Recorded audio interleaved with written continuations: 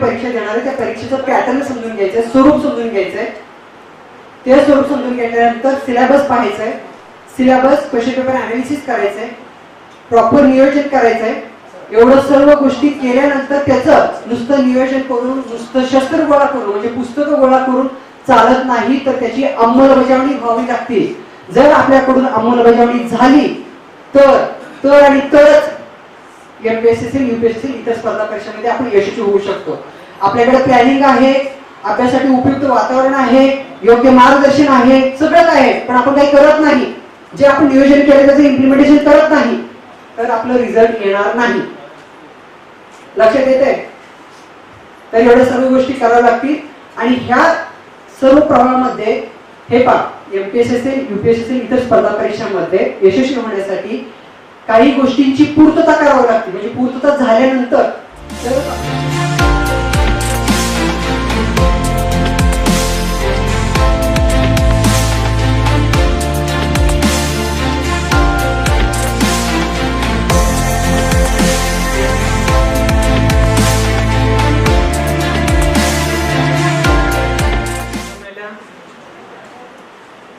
सर्व विद्यार्थी मित्रांना आणि सर्व पालकांना मी नमस्कार करतो. भातगोंडके सरांनी मला इथं बोलण्याचा चान्स दिला, त्याबद्दल मी त्यांचे आभारी मानतो. मी बँक ऑफ इंडियामध्ये मागच्या 2 वर्षापासून कार्यरत आहे आणि मी HR डिपार्टमेंटमध्ये कामाला आहे. तर काम करताना मला जे काही गोष्टी आढळल्या त्याबद्दल पण तुम्हाला शेअर करतो. काही तुमच्या स्पर्धा परीक्षेबद्दल बोलतो. मी ड्रीम IAS या सेंटरमध्ये 2 विषय शिकवतो. एक रिझनिंग आणि दुसरं म्हणजे मॅथ.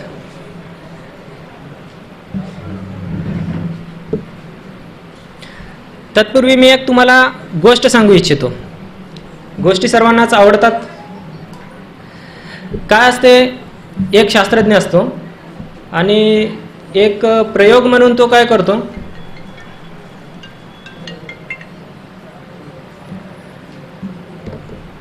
दोन माकडे असतात.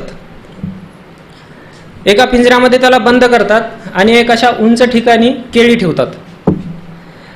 मग केळी पाहिल्यावर माकडांना तर ते खाण्यासाठी म्हणजे जेवढा प्रयत्न करतात तेवढा प्रयत्न ते खाण्यासाठी करत असतात. परंतु जे 2 माकडे असतात ते पहिलं कोण खाणार यासाठी त्यांची स्पर्धा चालू असते.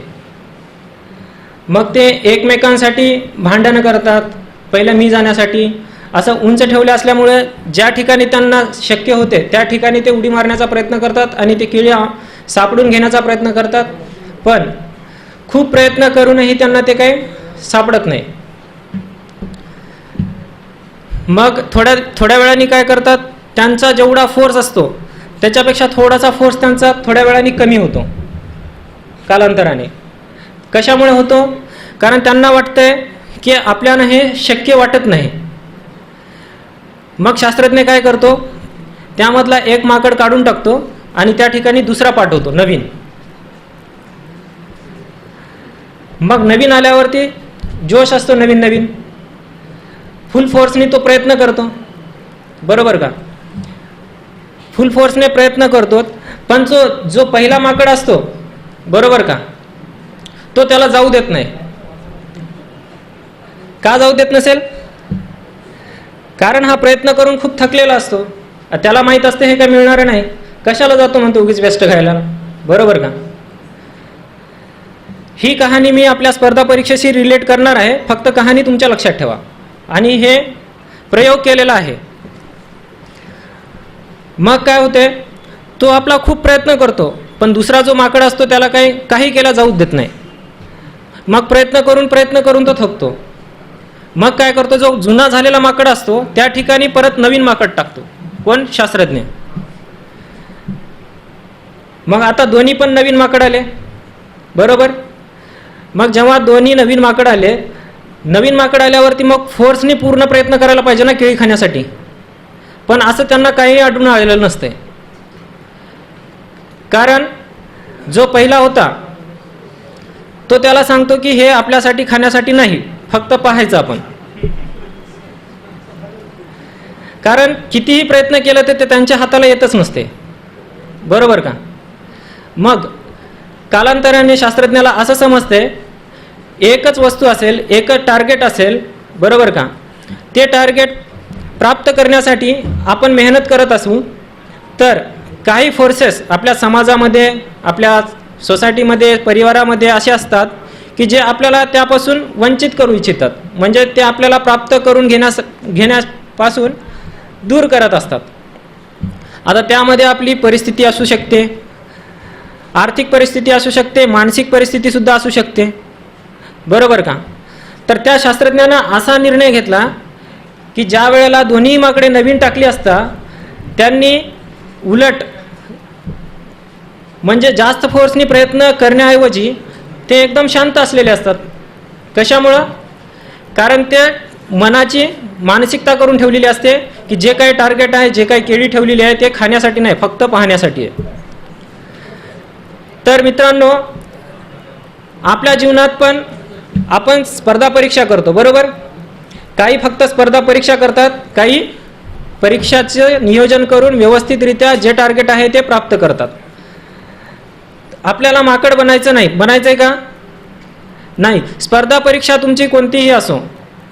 मी HR मध्ये कामाला आहे. HR मध्ये कामाला असताना काही गोष्टी मी अशा आढळल्यात मला की महाराष्ट्रामधले बरेचसे विद्यार्थी काही एक्झामसाठी प्रयत्नसुद्धा करत नाहीत.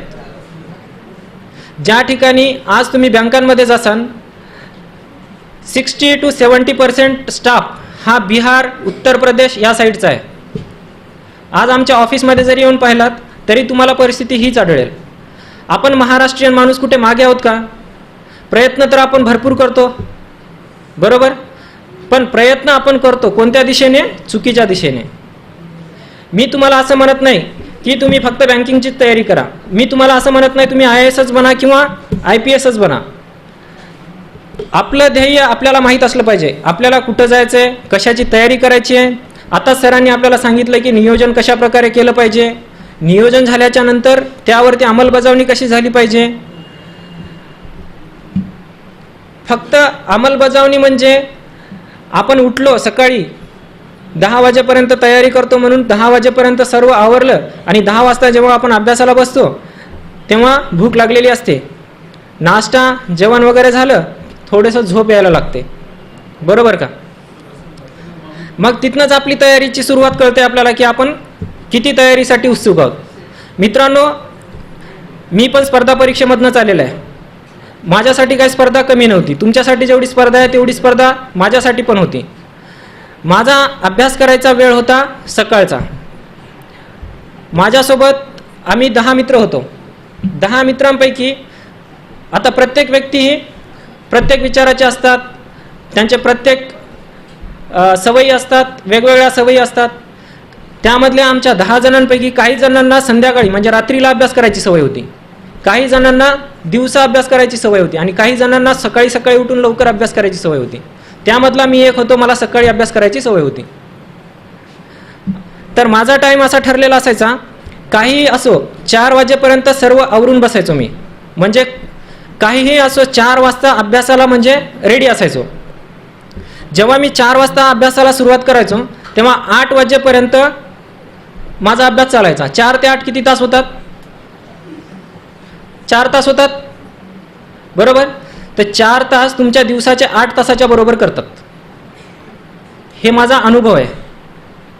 कारण जेवढं तुम्ही सकाळी शांत वातावरणात जेवढा अभ्यास करता, जेवढं तुमच्या लक्षात राहील, जेवढं तुमचा रिटेन्शन पॉवर त्या वेळेमध्ये असेल तेवढा पॉवर तुमचा दिवसा नसतो. काही जणांना वेळेचा अभाव असतो, काही जण कामं करून स्पर्धा परीक्षेची तयारी करतात. त्यांच्यासाठी हे वेळ उत्तम आहे असं मला सांगा वाटतंय.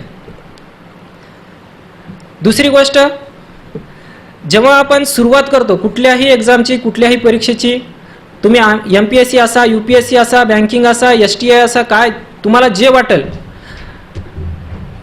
दुसरी दयनीय परिस्थिती आपल्या महाराष्ट्राची म्हणलं तर रेल्वे. सेंट्रल गव्हर्नमेंटचं एक सर्वात मोठं डिपार्टमेंट म्हणजे रेल्वे. आपण पाहतो सर्वात मोठा रोजगार आपल्याला रेल्वे उपलब्ध करून देते.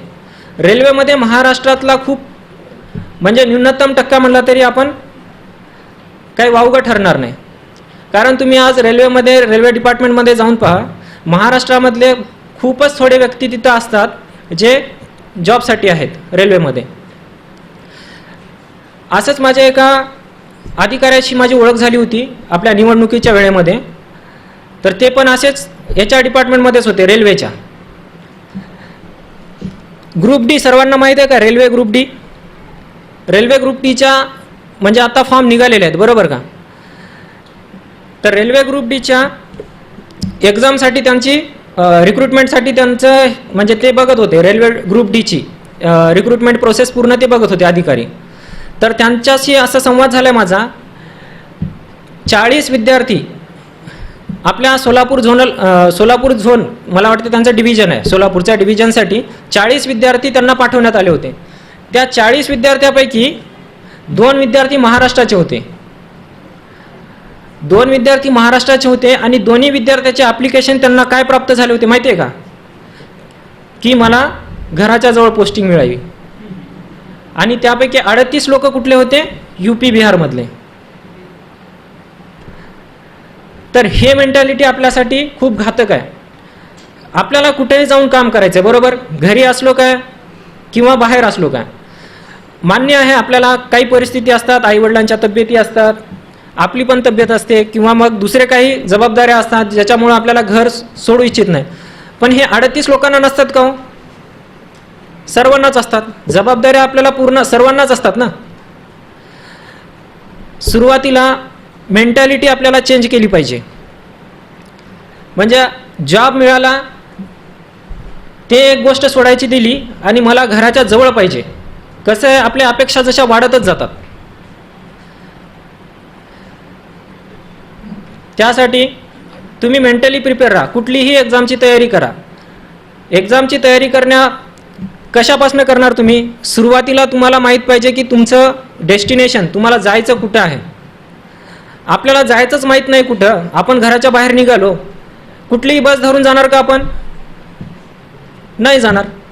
कारण एक ठरवलेलं असतं की मला आज या कार्यक्रमासाठी पोहोचायचं होतं, बरोबर मला कार्यक्रमाला पोहोचायचं होतं, तर आपण जे रस्ता पाहिजे त्या रस्त्यानं आलो, बरोबर?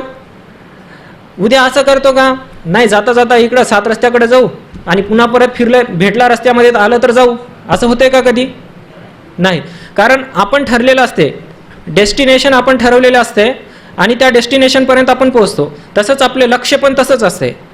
जेव्हा आपण एकदा मनात ठरवलं की मला तिथंच जायचं आहे, परिस्थिती तुम्हाला त्या लक्ष्यापासून बरंचसं दूर करायचा प्रयत्न करते. परिस्थिती आर्थिक असू शकते, मानसिक असू शकते. आजकालचे बरेचसे पॅरेंट्स सुज्ञ झालेत. ते असे पालक आहेत जे विद्यार्थ्यांना काहीही मागितले तर कधीही कमी पडू देत नाहीत. भलेही ते काहीही करतील, पण विद्यार्थ्यांना जे मागितलेली वस्तू कधीच कमी पडू देत नाहीत. तर विद्यार्थ्यांचं फक्त एकच काम, सुरुवातीला आपलं लक्ष्य ठरवायचं. दुसरी गोष्ट, लक्ष्यापर्यंत जाण्यासाठी कुठल्या कुठल्या गाड्या लागतात आपल्याला. गाड्या म्हणजे कुठल्या कुठल्या साधनाचा आपल्याला वापर करावा लागणार.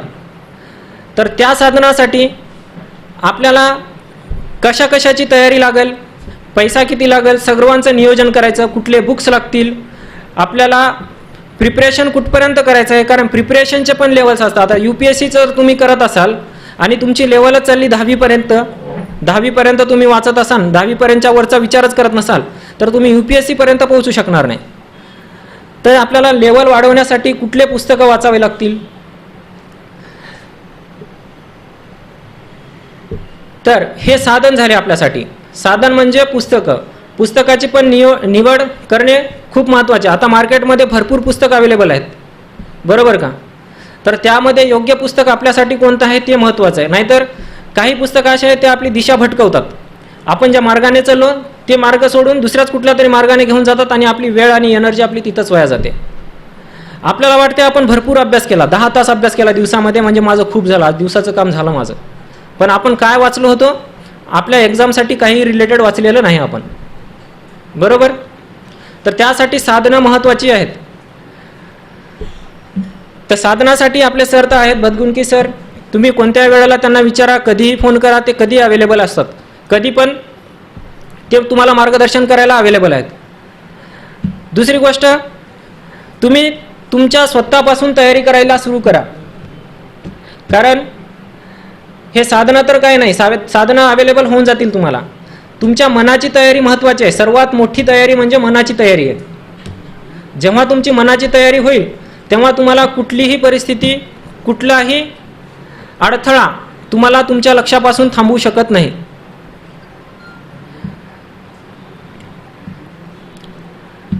तर तुमचं महत्त्वाचं काम आहे आता तुमचं लक्ष्य ठरवणं, दुसरी गोष्ट साधनं कोणती वापरणं, आणि तिसरी गोष्ट मनाची तयारी. या जर गोष्टी तुमच्या एकत्र आल्या आणि तुम्ही त्याप्रमाणे वेळ देत जर अभ्यास केला तर तुम्हाला तुमच्या लक्ष्यापासून कोणीही दूर करू शकत नाही. तुम्हाला कुठल्याही एक्झामबद्दल किंवा कुठल्याही स्पर्धा परीक्षेबद्दल मार्गदर्शन पाहिजे असेल तर आपलं ड्रीम IAS सेंटर तर आहेच. तुम्ही कुठल्याही वेळी त्यांना संपर्क साधून त्याविषयी माहिती मिळवू शकता. दुसरी गोष्ट म्हणजे पालकांसाठी आहे. पालक आपल्या विद्यार्थ्यांना पाठवतात, एक्झामची तयारी चालू असते, स्पर्धा परीक्षेची तयारी चालू असते, पण घरी आल्याच्या नंतर त्यांनी थोडंसं तरी मनावरती घेऊन थोडंसं तरी विचारलं पाहिजे की तुमचं नेमकं काय चालू आहे, म्हणजे नेमकं तुम्ही क्लासमध्ये काय करता किंवा स्पर्धा परीक्षेची तयारी नेमकं कशी करता. कारण असे बरेचसे विद्यार्थी आहेत जे फक्त स्पर्धा परीक्षाच तयारीच चालू असते त्यांची. 4 वर्ष झाले, 5 वर्ष झाले, 6 वर्ष झाले, फक्त तयारीच चालू असते. एक्झाम देत असतात, पैसे भरत असतात, आई वडील काय विचारत नसतात, बस काय चालू आहे, काय करतो तुमचा मुलगा, काय नाही, स्पर्धा परीक्षेची तयारी करतो. तर असं झालं नाही पाहिजे. आपल्याला आपल्या कृतीतून काही ना काहीतरी निष्पन्न झालं पाहिजे, काही ना काहीतरी फळ आपल्याला मिळालं पाहिजे. तर नियोजनबद्ध अभ्यास आणि तुमच्या सर्वात मोठी मनाच्या तयारीने जर केलात तर कुठलीही गोष्ट अशक्य नाही. तर एवढे बोलतो आणि मी माझे 2 शब्द संपवतो. परत एकदा आलेल्या सर्व मान्यवरांचं मी मनपूर्वक स्वागत करतो. सागर सिमेंटचे महादेव कोगनू सर, आपण असे विनंती आपण व्यासपीठावरती यावं.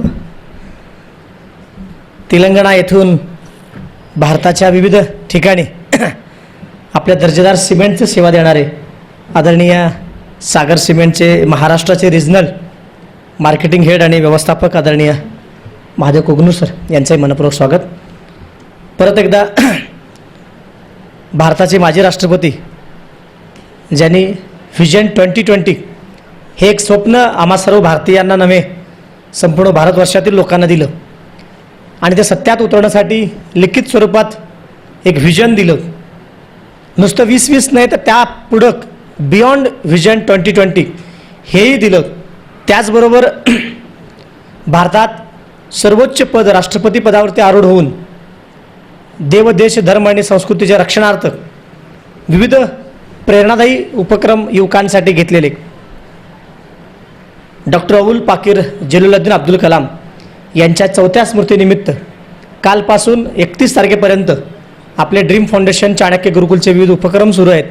त्यातील हा एक युवकांना प्रेरणा मिळावा, कलामांचं व्हिजन लवकरात लवकर सत्यात यावं यासाठी कार्यरत असणाऱ्या व्यक्ती, संस्था, संघटना आणि सामाजिक कार्यकर्ते यांचा कौतुक सोहळा.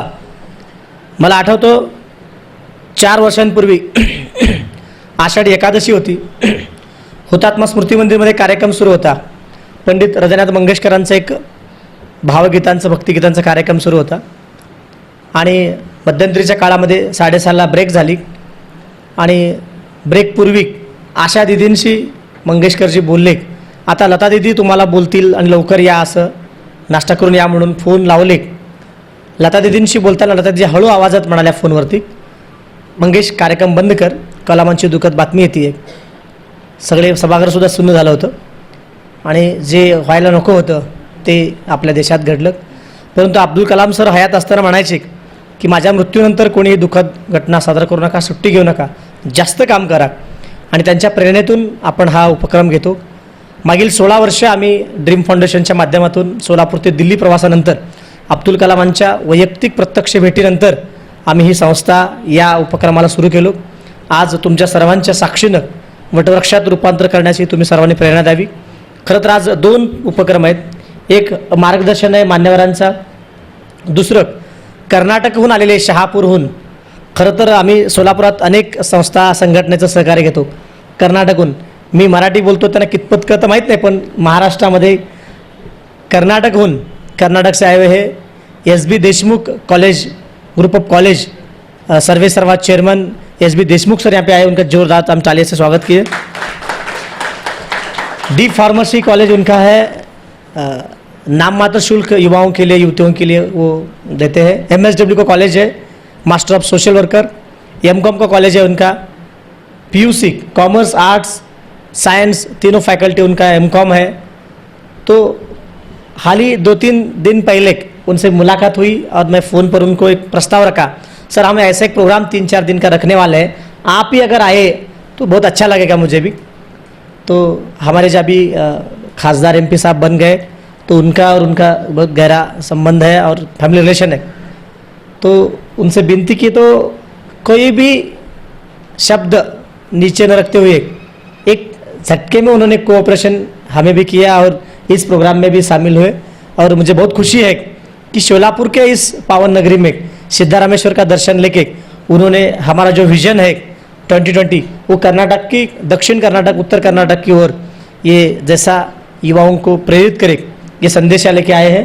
जिनको डी फार्मेसी अभी सोलापुर में देखें तो 3 लाख का डोनेशन है मैंने सुना है, लेकिन 1 लाख के डोनेशन के ऊपर भी नहीं, गवर्नमेंट के जो फीस है उसमें डी फार्मेसी हम कर सकते हैं कॉलेज में. तो मुझे बहुत अच्छा लगा कि हमारे यहाँ बच्चों को गवर्नमेंट के सीट्स भी हम मिल सकते हैं. ज़्यादातर लड़कियों के लिए डी फार्मेसी जिनको करना है उनका कॉलेज बहुत ही बढ़िया है. और दूसरी बात MSW कास्ट के स्टूडेंट्स को 0 डोनेशन्स वो ॲडमिशन देते हैं, उनका भी हम स्वागत करते हैं. अभी आत्ताच आमच्या या कार्यक्रमासाठी आलेले ज्यांची आता एका मोठ्या कमिटीवर निवड पण होणार आहे, खासदार साहेब ज्यांच्या गाडीमध्ये बसून खासदार झाले आणि ज्यांनी सेवा प्रचंड दिली, गुरुभक्ती, ते आदरणीय नावच महादेव आहे. एका ठिकाणी शंकर आहेत, एका ठिकाणी महादेव आहे. बघा अजून श्रावण सुरूच नाही आणि मध्ये सुनीलजी बसलेले आहेत शंकर आणि महादेवच्या साक्षीनं. बघा सर याच्यावरनं तुमचं डायरेक्ट मॅनेजर पोस्ट होणार का सांगता येत नाही. तर योगायोग आहे. मी आलेल्या सर्व मान्यवरांना अशी विनंती करतो व्यासपीठावर आपण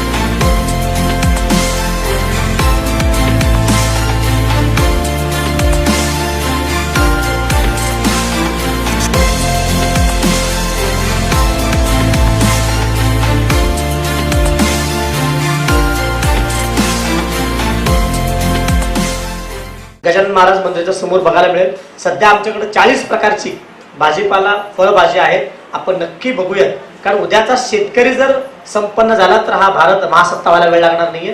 तर GST निरीक्षक आदरणीय सचिन जाधव सर आमच्या विद्यार्थी आणि शिक्षकांना व्हिजन बद्दल आणि त्यांच्या तयारीबद्दल मार्गदर्शन करतील, काही आवाहन करतील. आपल्या जोरदार टाळ्यांनी सरांना अधिक माहितीसाठी इग्नाइटेड माइंड्स त्यांचं चॅनल आहे, ॲप पण आहे, आपण नक्की करूयात. पाहुणे येईपर्यंत मी सरांना विनंती करतो टाळ्याच जोरदार वाजल्या पाहिजेत. जाधव शाळांचे मुख्याध्यापक, शिक्षक आणि विद्यार्थी मित्रमैत्रिणींनो, आज खरं तर बदुंकी सरांचे मी आभार मानतो की त्यांनी या पुरस्काराचं आयोजन केलं. कारण समाजामध्ये किंवा आपल्या क्षेत्रामध्ये चांगलं काम करत असताना त्या कामाचं कुठंतरी ॲप्रिशिएशन व्हावं असं वाटत असतं आणि ते ॲप्रिशिएशन झाल्यानंतर ती काम करण्याची खरी प्रेरणा आपल्याला मिळत असते आणि ते प्रेरणा देण्याचं काम बदगुंकी सर करत आहेत ड्रीम फाउंडेशनच्या माध्यमातून, म्हणून मी त्यांचे आभार मानतो. सरांनी आपले HR मॅनेजर जे आहेत, सरांनी एक सुरुवातीला महत्त्वाचा मुद्दा मांडला. त्या मुद्द्यानंच मी सुरुवात करतो, कारण मला इथे तसं वाटतं की महाराष्ट्रातील मुलं जे आहेत ते महाराष्ट्र सोडायला तयार नाहीत. की MPSC असेल, UPSC असेल, महाराष्ट्रातील मुलांचा ओढा फक्त ज्या जिल्हा निवड मंडळाच्या परीक्षा असतात किंवा MPSC आहे तेच माहीत असतं. SSC असेल, SSCचा लॉंग फॉर्म काय? हां, ह्या संदर्भानं तुम्ही बरोबर सांगितलं. पण मागच्या 3-4 वर्षापूर्वी SSC म्हणजे फक्त इथं शाळेचे मुख्याध्यापक शिक्षक बसलेले आहेत, तेवढंच माहीत होतं. ते कमिशन काय आहे हे माहीत नव्हतं. कमिशन म्हणलं की फक्त MPSC एवढंच माहीत असायचं. मग 2012ला मी ज्यावेळेस SSC परीक्षा दिली त्यावेळेस मलाही काही माहीत नव्हतं. मी सहज एकदा जाहिरात बघितली, फॉर्म भरला आणि नीट त्याची प्रोसेस पण माहीत नव्हती. दुसऱ्या कोणाला पण माहीत नव्हतं की बाबा कशी प्रोसेस आहे काय. फॉर्ममध्ये जसं म्हणजे जसं जसं सूचना येत गेल्या तसं तसं फॉर्म भरत गेलो आणि कमाल अशी की काहीही माहीत नसताना त्यामध्ये माझं सिलेक्शन झालं आणि मी महाराष्ट्रात पहिला आलो. सेंट्रल पोलीस सब इन्स्पेक्टरमध्ये मी महाराष्ट्रात पहिला आलो होतो, CRPF सब इन्स्पेक्टर म्हणून. मग मी थोडं चिंतन केलं की बाबा मी महाराष्ट्रात पहिला कसं काय आलो.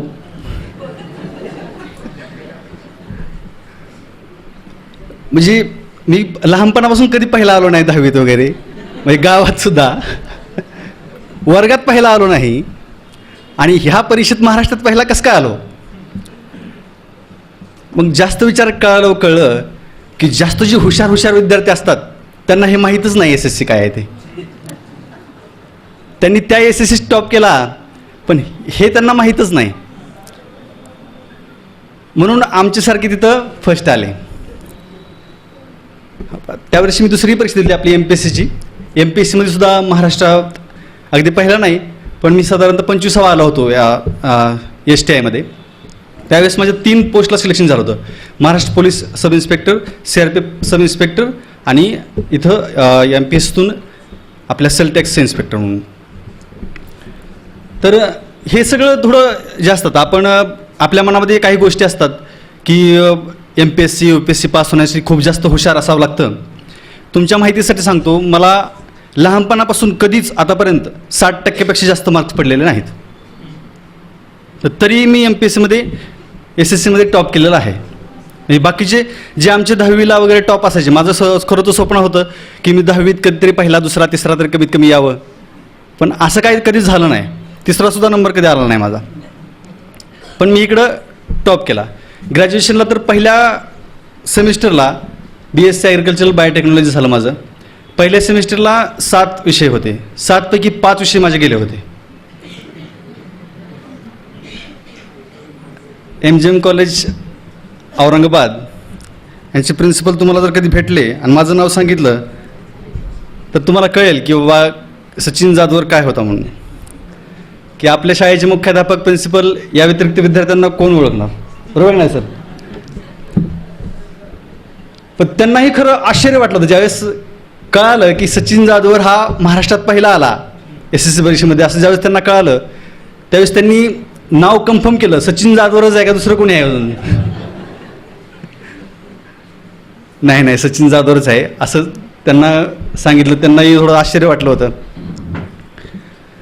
पण म्हणजे हे थोडं आपले हे असतं मनामध्ये, माइंडसेट असतो की खूप जास्त चांगले मार्क्स असले पाहिजेत, अकॅडमिक खूप चांगलं असलं पाहिजे आणि एखादा विद्यार्थी अभ्यासात हुशार असला म्हणजेच तो स्पर्धा परीक्षेत यशस्वी होईल. पण तुम्ही मॅक्झिमम स्पर्धा परीक्षेतून यशस्वी झालेले विद्यार्थी बघा. आपल्या इथं मागच्या वर्षी जे तुकाराम मुंडे IAS होते कलेक्टर, 10वीत ते नापास झाले होते. म्हणजे तेच नाही, कितीतरी असे विद्यार्थी सापडतील की 10वी 12वीला ज्यांचे विषय गेलेले आहेत किंवा नापास झालेले आहेत ते पुढे IAS होतात. आणि जे जास्त अभ्यासानं हुशार असतात किंवा 90 वगैरे 95% मार्क्स मिळतात, त्यांचं पुढं काय होतं काय माहीत नाही, पण ती पुढं रिॲलिटी आहे. एखादं होत असेल काय, रिॲलिटी आहे की 10वीला 12वीला चांगले मार्क्स असणारे पुढं काय होतं, काय गणित बिघडतं काय माहिती, त्यांनाच माहिती. ग्रॅज्युएशनला थोडं त्यांचं डिग्रेडेशन चालू होतं. 10वीला 95, 12वीला 80, परत ग्रॅज्युएशनला 65 कसं तरी काठावर, डिग्रेडेशन व्हायला चालू होतं. म्हणजे प्रत्येकाचं असं होतं नाही, असं कुणीतरी असंच एखादं ग्रॅज्युएशनला 90% मार्क घेतलेलं आणि काय बोलतंय म्हणायचा, म्हणजे सगळ्यांचंच असं होतं नाही, पण मॅक्झिमम लोकांचं माझं निरीक्षण असं आहे की असं डिग्रेडेशन होत जातं. पण तसं व्हायला नको. हे होतं कसं बघा, व्यवस्थित लक्ष द्या की हे होतं कशामुळं. सगळ्यात पहिली गोष्ट, जे जास्त उन्हाळपणा करणारी मुलं असतात त्यांच्यामध्ये खूप एनर्जी असते,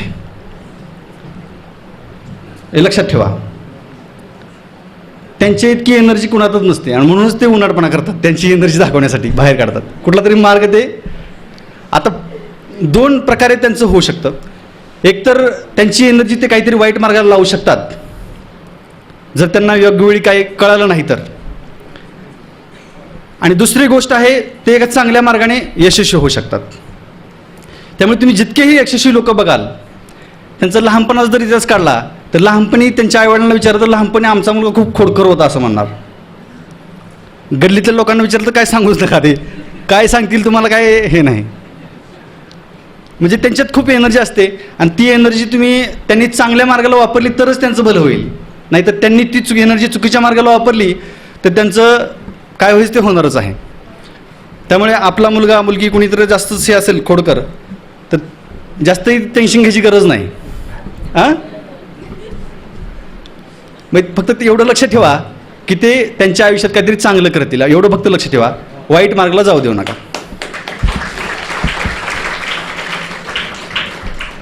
तुम्हाला आतापर्यंत कळत असेल की माझ्या आईवडिलांचं लहानपणापासून माझं काय मत होतं माझ्याबद्दल, पण एवढं नक्की की म्हणजे त्यांना अभिमानास्पद मी गोष्ट केली. म्हणजे वयाच्या अगदी 22व्या वर्षी ग्रॅज्युएशन झालं आणि दुसऱ्या वर्षी माझं सगळं सिलेक्शन झालं सगळं. म्हणजे वयाच्या 22व्या वर्षी मी इन्स्पेक्टर म्हणून जॉईन झालो इथं. इतक्या म्हणजे 22 म्हणजे खरं तर कमीच वय असतं, याच्यामध्येच माझं करिअर पूर्ण सेटल झालं आणि पूर्ण सेट झालो मी. त्यामुळे सगळ्या विद्यार्थ्यांना पालकांना वगैरे सूचना आहेत की त्यांनी आपल्या पाल्याकडं आणि पालक 2 प्रकारचे असतात. पहिले पालक असतात की म्हणजे टोकाचे 2 पालक असतात. पहिलं पालक आहे म्हणजे आई वडील किंवा दुसरे कोणी घरातले असतील, आपल्या मुलाला खूपच सूट देतात. इतकी सूट की त्याला काय मला लहानपणी मिळालं नाही, आता ह्याला काय कमी पडलं नाही पाहिजे, इतका लाड. मग शाळेत जरी शिक्षकांनी थोडं त्याला रागवलं, रडत घरी आला, शिक्षकाला फोन, तुम्ही आमच्या पिंट्याला काय म्हणलात, आमचा पिंट्या रडत होता सकाळपासून संध्याकाळपर्यंत, काय जेवला नाही काय नाही.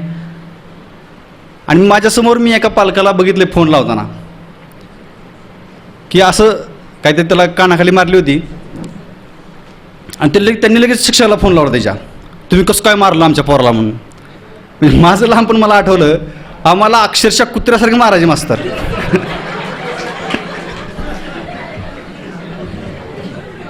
म्हणजे कसं तुम्ही लहानपणी तुम्ही सगळे अनुभवलं असेल ते. आणि आपण जर घरी सांगितलं की मारलंय मला म्हणून, वडील शाळेत यायचे ह्याला अजून मारा, घरी जास्त आगाऊपणा करतो. परत आपण कधी सांगायचं नाही घरी काय मारलं तरी मारलं, गप दुसऱ्या दिवशी अजून कोणी मार खायचा. म्हणजे ही परिस्थिती त्यावेळेस होती. आणि आता पालकांची भूमिका थोडी बदललेली आहे, म्हणजे टोकाचे दुसरं पालक झाले. आणि म्हणजे हे कमी केलं पाहिजे की बाबा नाही त्याला सहन करू द्या, एवढं काय हे नसतं, त्याला परिस्थितीची जाणीव होऊ द्या, त्याला कमतरता भासू द्या. 10 रुपये मागितले तर 5 रुपये द्या, त्याला थोडी जाणीव होऊ द्या. लॅपटॉप मागितला, शालेय जीवनात कॉलेज जीवनात कधीही लॅपटॉप लागत नाही. म्हणजे शिकलेल्या पालकांना सुद्धा सांगतो मी, शाळेत आजकाल प्रोजेक्टसाठी प्रत्येक कॉलेजमध्ये वगैरे कॉम्प्युटर असतात. आम्ही ज्यावेळेस ग्रॅज्युएशनला होतो त्यावेळेस घरी मुलं फोन करायची, म्हणायची आम्हाला प्रोजेक्टसाठी लॅपटॉप लागतो.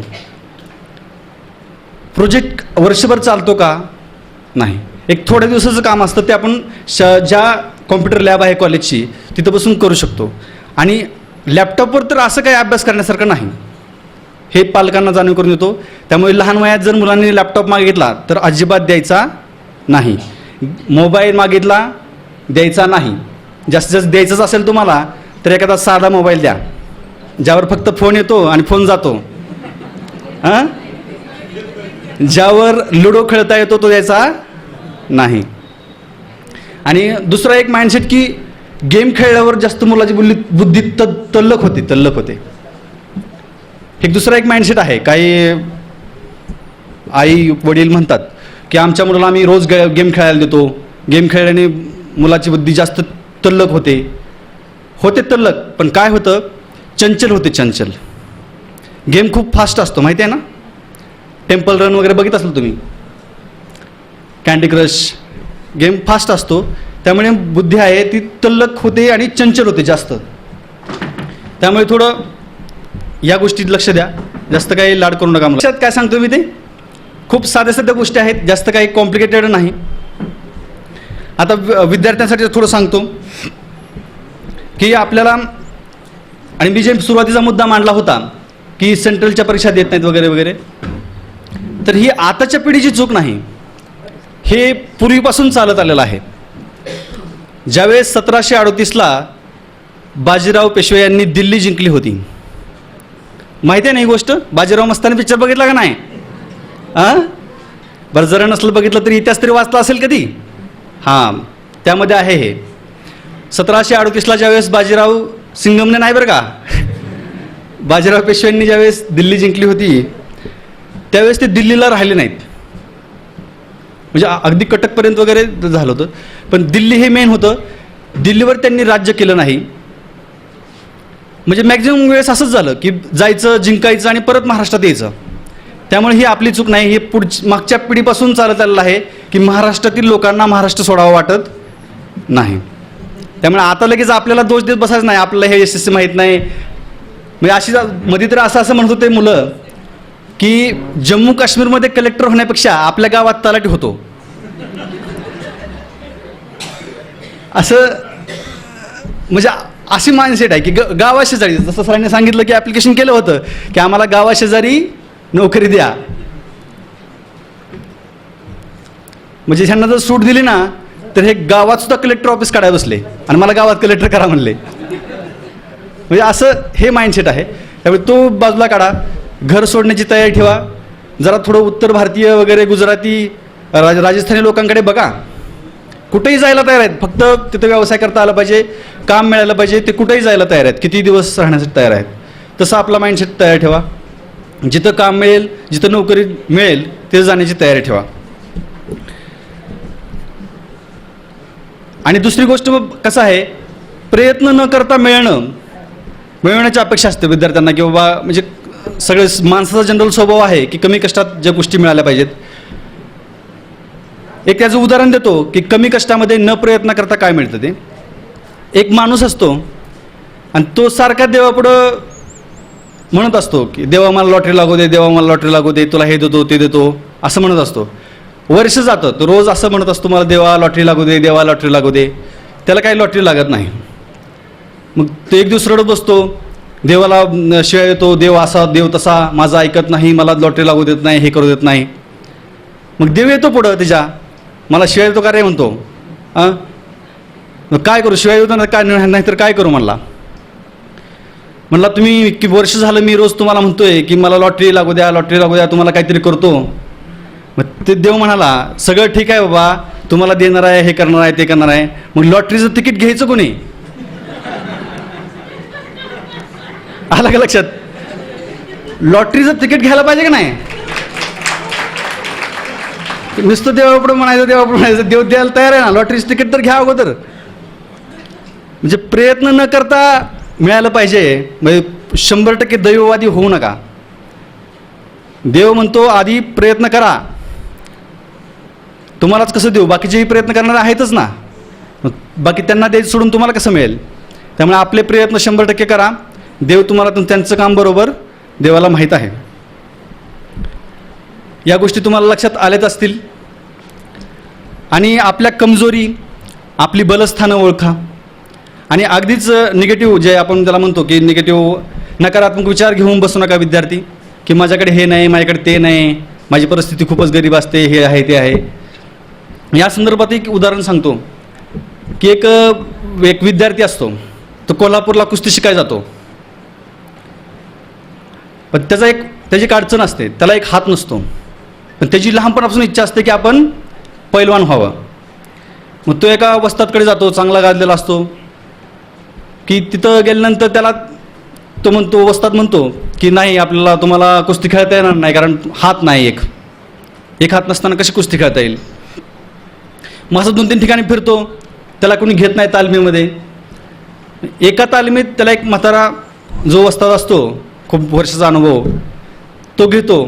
तो म्हणतो बघू आपण काहीतरी करू, तुला पहिलवानच व्हायचं तर करतो मी पहिलवान. मग आल्यानंतर त्याला ट्रेनिंग देतो, तो चांगली ट्रेनिंग म्हणजे तालीम देतो. आणि तालीम झाल्यानंतर अशा तो कुस्ती जिंकत असतो वारंवार. बघा, तो हात नसलेला व्यक्ती जे आहे विद्यार्थी, कुस्ती हरत नाही, एकही कुस्ती हरत नाही, सगळ्या कुस्त्या जिंकत येतो. मग जो पहिला होता चांगला गाजलेला वस्ताद, तो त्या विद्यार्थ्याला विचारतो किंवा त्या वस्तादला विचारतो की तुम्ही कसं काय शक्य केलं, एक हात नसणारा विद्यार्थी कसं काय कुस्ती खेळू शकतो, जिंकू शकतो, हे कसं शक्य केलं. तर बघ त्याने काय सांगितलं ते बघा, आणि ते आपल्या जीवनामध्ये अवलंबा. तुम्हालाही आश्चर्य वाटलं असेल की कसं असं होऊ शकतं. तर त्यांनी त्याला असा एक डाव शिकवला होता. डाव आणि डावाला एक तोड असते, माहिती आहे ना, म्हणजे त्या डावाला एक तोड असते, प्रत्येक डावाला एक तोड असते. म्हणजे आणि त्याला असा एक डाव शिकवला होता की त्या डावाची तोड काय होती, की त्याचा जो डावा हात नव्हता, ती तोड अशी होती की ते डावा हात पकडावा लागायचा. आणि त्याला डावा हातच नव्हता, तोडच नाही, की जी तोड होती तो डावा हातच नाही. मग कसं त्याला हरवणार. म्हणजे मला सांगायचं तात्पर्य एवढंच की आपली बलस्थाने काय आहेत, आपल्या स्वतःला ओळखा ना तुम्ही. फक्त मला हेच नाही, मला काय नाही ते घेऊन बसू नका.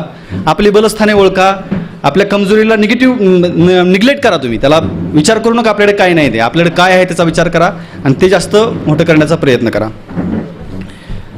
मला वाटतं या सगळ्या गोष्टी तुम्हाला चांगल्या लक्षात आल्या असतील. एवढे बोलून मी माझे 4 शब्द संपवतो. धन्यवाद.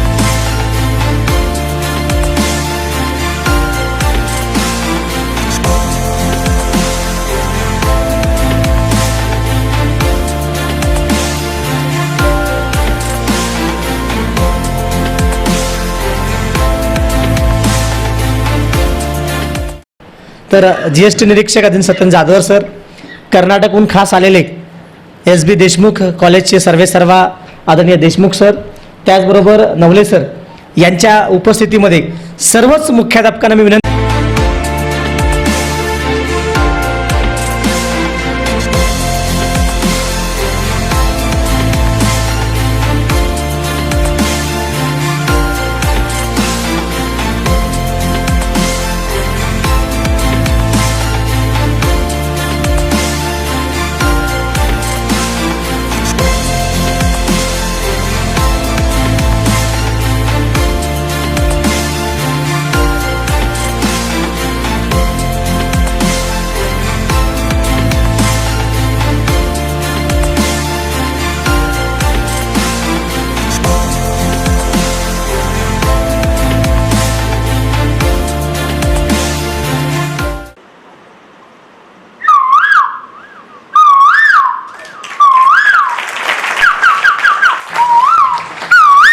सुंदर समोर आनंद झालेला आहे.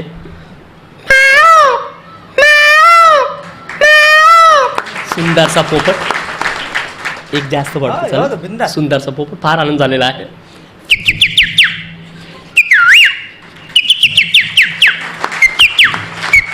धन्यवाद धन्यवाद.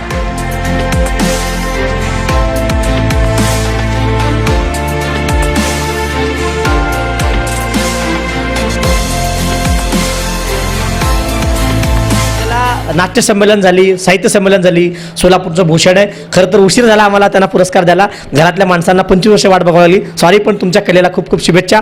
यानंतर वैयक्तिक पुरस्कारानंतर पुढील आपण पुरस्कार घेतो शाळेला. महाराज, आम्ही शाळेला आपण हा सन्मान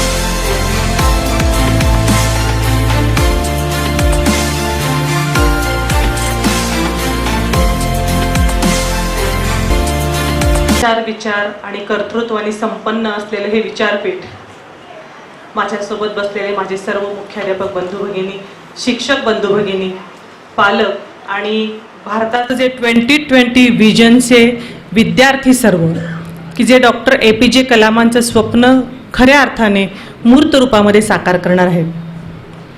विद्यार्थी मित्रांनो, काही लोक म्हणतात की यशस्वी लोकांची चरित्र वाचावीत, परंतु मी तर असं म्हणेन की अपयशी लोकांची चरित्र वाचावीत. डॉक्टर APJ कलाम खरोखरच त्यांचं स्वप्न होतं की त्यांना वैमानिक व्हायचं होतं, परंतु जेव्हा त्यांचं सिलेक्शन झालं नाही, पहिल्यांदा त्यांचं सिलेक्शन का झालं नाही तर उंची कमी म्हणून झालं नाही. दुसऱ्यांदा त्यांचं 7 व्यक्तीमधून फक्त एकट्याचंच सिलेक्शन झालं. डॉक्टर विक्रम साराभाई यांनी त्यांचं सिलेक्शन केलं आणि जाहिरात काय होती की विमानाला वैमानिक हवंय, विमान उडवायचे.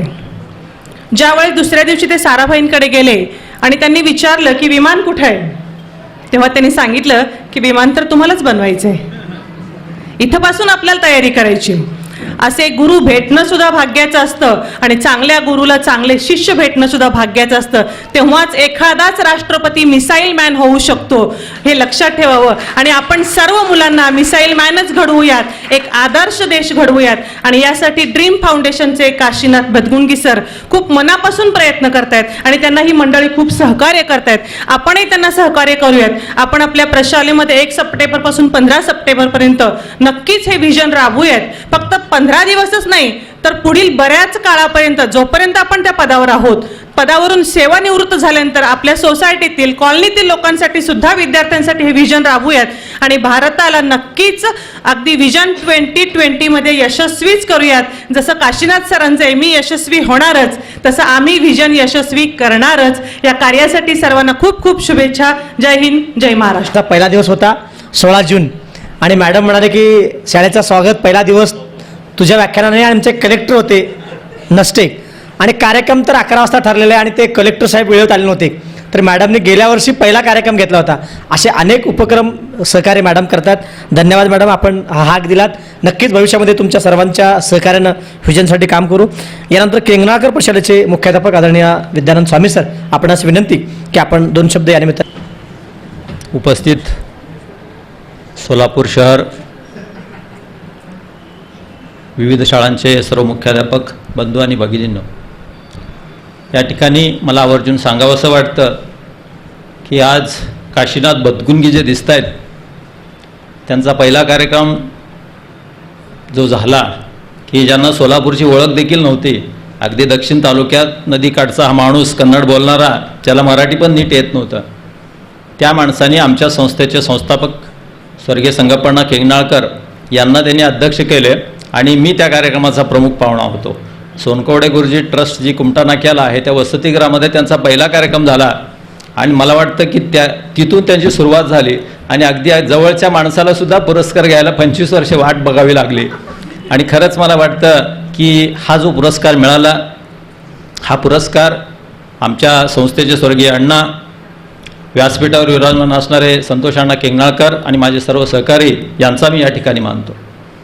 आणि दुसरी गोष्ट मला या ठिकाणी नमूद करावीशी वाटते, आजच्या कार्यक्रमाला उपस्थित असणारे आमचे संस्थानिक, ज्यांना आम्ही महाराज म्हणतो, मी त्याच तालुक्याचा आहे, माझं गाव कुरनूर महाराज, परंतु महाराजांना या ठिकाणी विनंती करू शकतो. तसं पाहिलं तर महाराजांना मी आता मागायचं म्हटलं तर प्रजेनी राजाकडेच मागावं लागेल.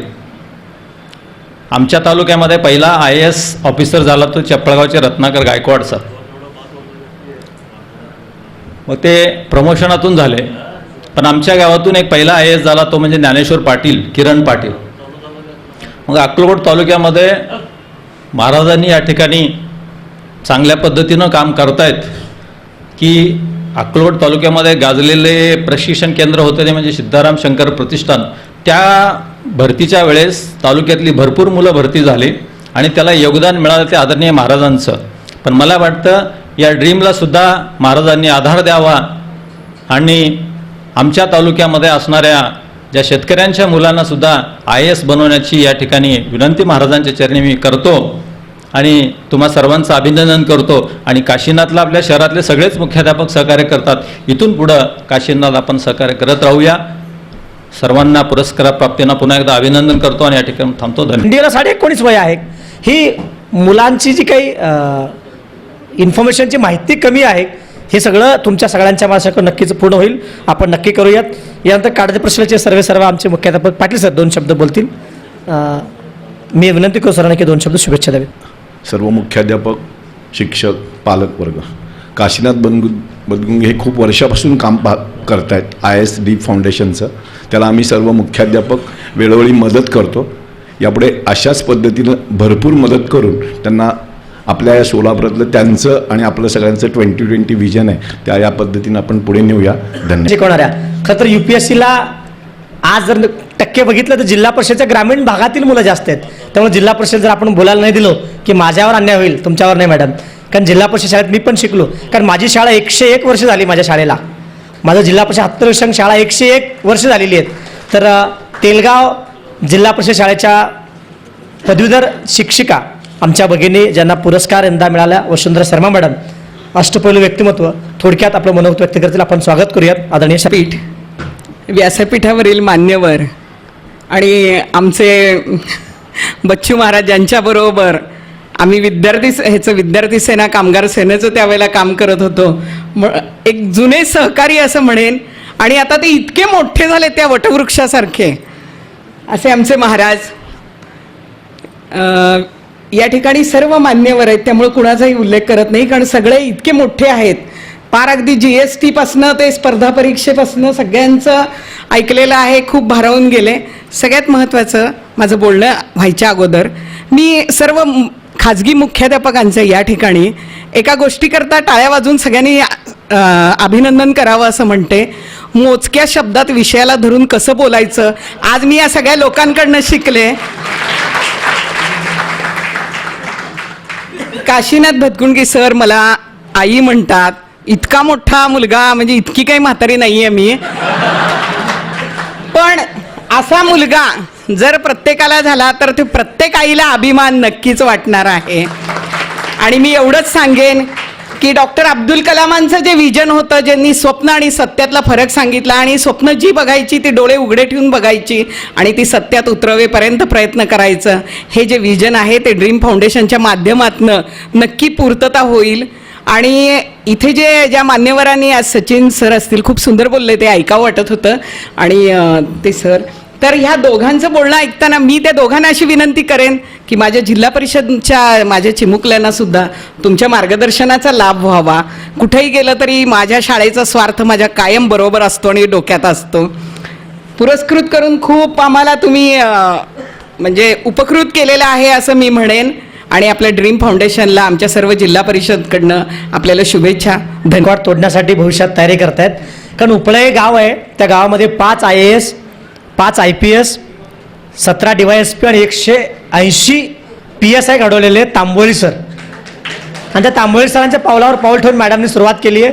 नक्कीच आम्ही सगळे साथ देऊ मॅडम. आता 8-9 पण देऊ आम्ही. नक्की मदत करू. नक्की मॅडमने हाक द्यावी तर नक्की करू. यानंतर सुवर्ण स्पोर्ट्सचे इंडीज बंधू दोघांपैकी एकाला विनंती की आपलं सुवर्ण वेध, कारण भविष्यामध्ये आपला अनेक विद्यार्थी चमकणार आहेत. शुभम कोठारेसारखे एक T20 असेल किंवा कुठल्याही खेळामध्ये आपले विद्यार्थी चमकत आहेत. मी विनंती करतो इंडी बंधू की आपण 2 शब्द आपल्या विजनबद्दल, कारण खाली स्पोर्ट्स क्लब आहे. इथं आल्यानंतर सगळ्यांना वाटतं की आपला मुलगा इथं असावा, तर आपल्याही मुलांना चपळ बनवा. इथं आलं की मोबाईलचा वेळ लागतच नाही, स्पोर्ट्सचा मिळतो. त्यामुळं मैदानात गाजलेली अनेक विद्यार्थी तयार करणारे इंडी बंधू, त्यांना अनेक पुरस्कार देखील मिळाले आहेत. डॉक्टर कलामांचा विजन त्यांना आपण देतोय, तर त्यांना विनंती 2 शब्द आपल्या. मान्यवर डॉक्टर APJ अब्दुल कलाम यांच्या पुण्यस्मरणानिमित्त विजन घेऊन आम्ही दोघा भावांनी देखील, माझे बंधू चन्नेश इंडी सर हे संस्थापक म्हणून त्यावेळेस पुढे होऊन 2002 साली आम्ही आमची संस्था स्थापन केली. सर्वप्रथम या आजच्या कार्यक्रमाचे संयोजक माननीय काशीनाथ बदगुंगे सर यांचा आभार न मानता मी अभिनंदन करतो, कारण त्यांनी एक मोठा या ठिकाणी मेळावा केलेला आहे. कारण माझ्यासमोर काही गुरुवर्य पण आहेत आणि महाराजांच्या हस्ते आम्हाला सर्वांना त्यांनी सन्मानित केलेले आहेत. तर सर्वप्रथम त्यांच्या आपण टाळ्या वाजवून या ठिकाणी अभिनंदन करूया की एक मोठा योगायोग या ठिकाणी आपल्याला पाहण्यास मिळालेला आहे. आणि विशेष म्हणजे सर्व क्षेत्रातील माणसं या ठिकाणी एक प्रेरणा घेऊन परत नव्या उत्साहाने कामाला सुरुवात करणार आहेत. मी जास्त वेळ न घेता मी सांगू इच्छितो की तेव्हापासून आम्ही एक विजन ठेवलं होतं. ते विजनच्या मागे एक छोटीशी एक कुठेतरी मनात एक कणक होती की एक खेळाडू म्हणून आम्ही दोघं कुठेही पुढे येऊ नाही शकलो. फार तर फार जिल्हास्तरीय, राज्यस्तरीय आणि राष्ट्रीय इथपर्यंतच आमची गाडी थांबली होती. पण कमी वयामध्ये आम्ही एक आमचं जे ध्येय होतं ते ध्येय स्वप्नपूर्तीसाठी आम्ही जे आमचे भविष्यातील जे सोलापुरातील किंवा महाराष्ट्रातील किंवा भारतातील जे उगवते खेळाडू आहेत ते एक स्वप्न घेऊन आम्ही 2002 साली आम्ही अकॅडमीची स्थापना केली. आणि जवळजवळ आजपर्यंत 75% आमचे जे वैयक्तिक स्वप्न होते ते एक 18 वर्षात सबंध सोलापूरवासियांच्या आशीर्वादाने आणि सर्व लोकांच्या सहकार्याने आज पूर्तीस आलेले आहे असं मी या ठिकाणी नमूद करतो. आणि यापुढे देखील भविष्यात चांगले खेळाडू निर्माण करण्याचा आमचा मानस आहे. आणि गेल्या अनेक वर्षामध्ये अनेक खेळाडू सोलापूरचे राज्य, राष्ट्रीय, आंतरराष्ट्रीय तसेच सरांनी सांगितल्याप्रमाणे शुभम कोठारी हा रणजी ट्रॉफीपर्यंत पोहोचलेला एकमेव 10 वर्षानंतर तब्बल आपल्या सोलापूरला संधी मिळालेला खेळाडू आमच्याकडून या ठिकाणी घडलेला आहे. आणि रोजचा आमचा सराव आम्ही नित्यनियमाने शिवाजी महाराजांचा आदर्श ठेवून आणि तिकडचं अजून एक आमचं ग्राउंड आहे रूपाभवानीच्या मंदिरच्या इथे, तिथं आम्ही भारतमातेचं पूजन ठेवून या दोघांना आदर्श ठेवून रोज आम्ही एकच प्रार्थना करतो की जेवढं होता येईल तेवढं सोलापूर, महाराष्ट्र आणि भारतातील चांगलेच चांगले खेळाडू आम्ही देण्याचा प्रयत्न करू. या ठिकाणी मी पुन्हा एकदा या सर्व उपस्थित मान्यवरांचं आणि काशीनाथ सरांचं मी या ठिकाणी अभिनंदन करतो की त्यांनी आम्हाला इकडं या ठिकाणी एक व्यासपीठ दिले, एक प्रेरणा दिली, एक उत्साह निर्माण दिलो. आणि जेवढं होता येईल तेवढं यापुढे भविष्यात आम्ही अनेक रेकॉर्ड आमचेच मोडण्याचा आम्ही प्रयत्न करू अशी मी ग्वाही देतो. धन्यवाद. नक्कीच आपला वेध राष्ट्रीय आंतरराष्ट्रीय स्तरावरती नक्की गाजेल यासाठी शुभेच्छा. यानंतर 1-2 सत्कार राहिलेले आहेत. आमचे आनंद बिराजदार ज्यांनी UPSCचं सुरुवातीला मार्गदर्शन केले आणि मला या व्यासपीठावरती महाराज बोलायला आनंद होतो की ड्रीम फाउंडेशनचा सत्कार ज्या दिवशी मिळतो विद्यार्थ्यांना त्या वर्षी त्यांचं पोस्ट निघतं 100%, हे मी छाती ठोकपणे सांगतो. त्यामुळे महाराजांना विनंती की पुढचे आमचे अधिकारी MPSCचे आणि UPSCचे अधिकारी आदरणीय आनंद बिराजदार यांना आनंदानं सत्कार आपण करावा अशी विनंती.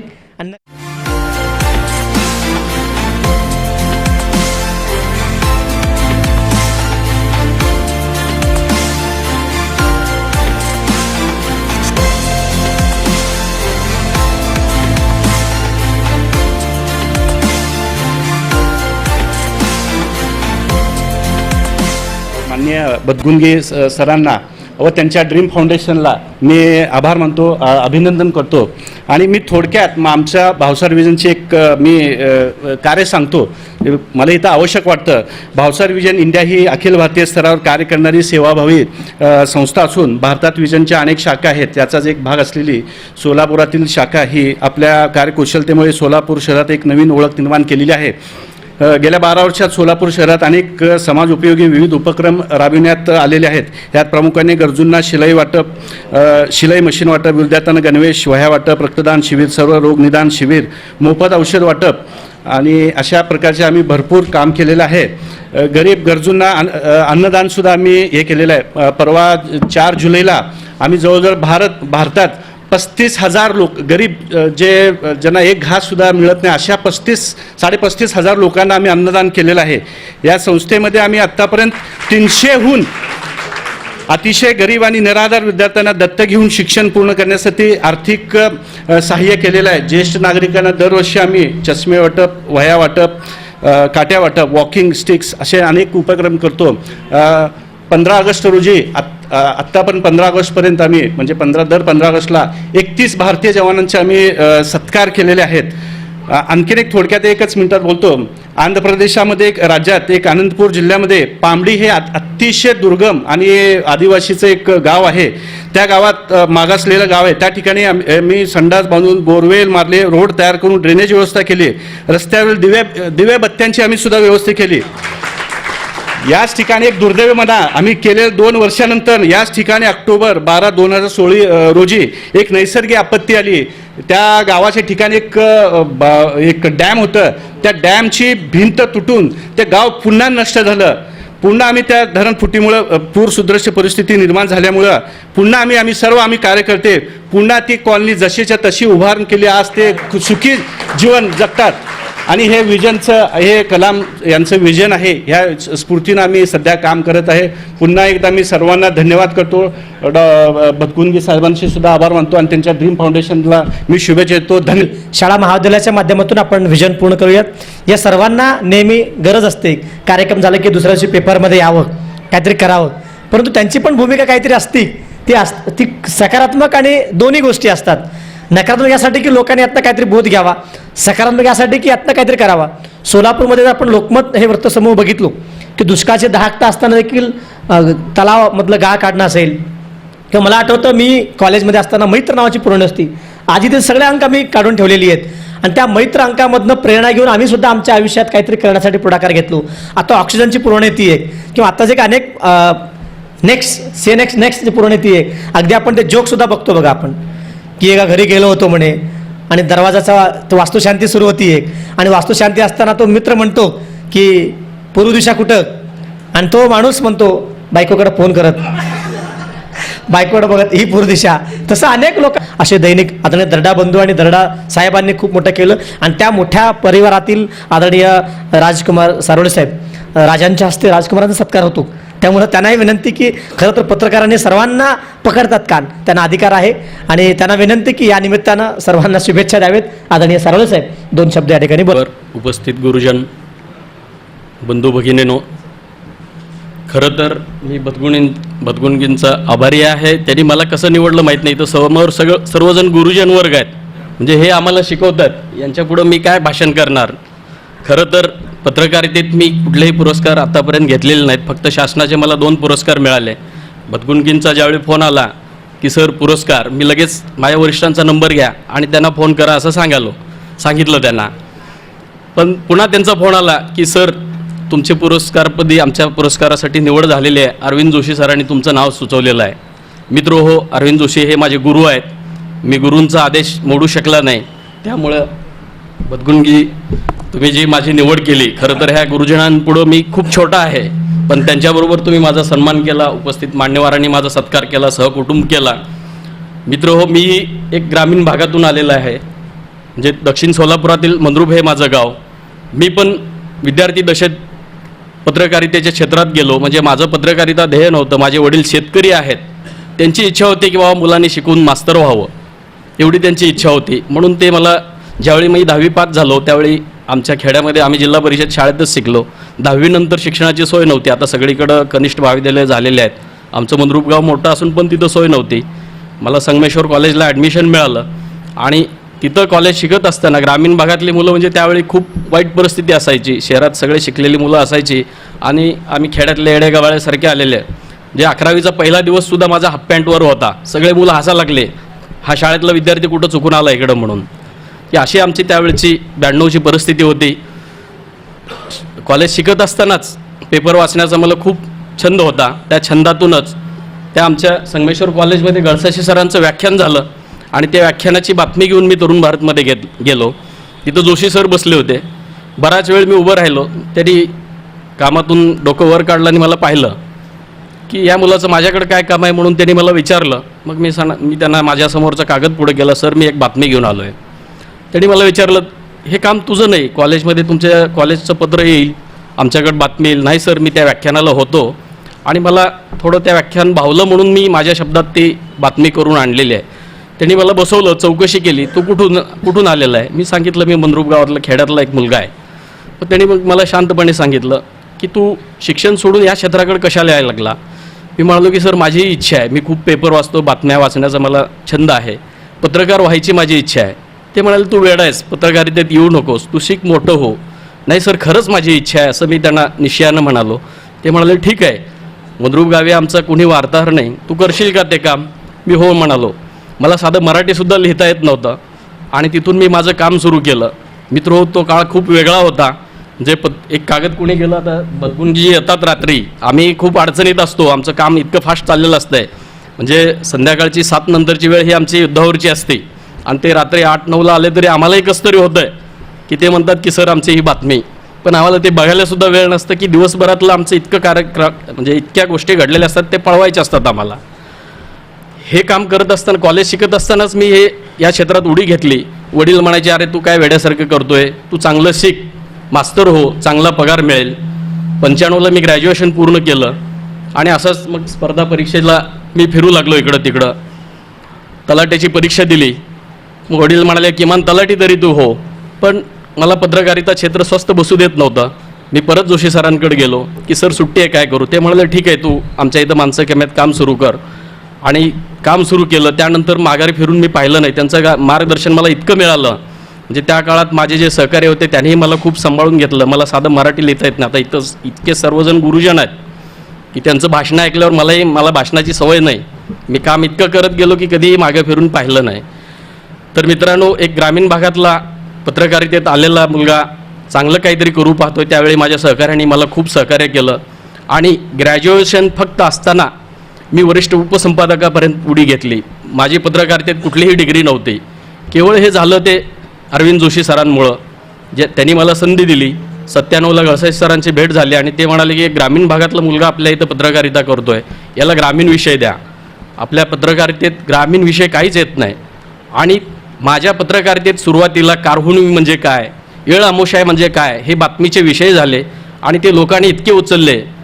एक कांद्याची ही बातमी होऊ शकते हे त्यावेळी पत्रकारितेत कोणाला माहीत नव्हतं. मी ज्यावेळी बाजार समितीत गेलो, कांद्याचे भाव पडलेले होते आणि मग मी ती बातमी घेऊन ज्यावेळी ऑफिसमध्ये आलो, जोशी सरांनी त्याचं हेडिंग दिलं होतं, कांद्याने आणलं शेतकऱ्यांच्या डोळ्यांना पाणी.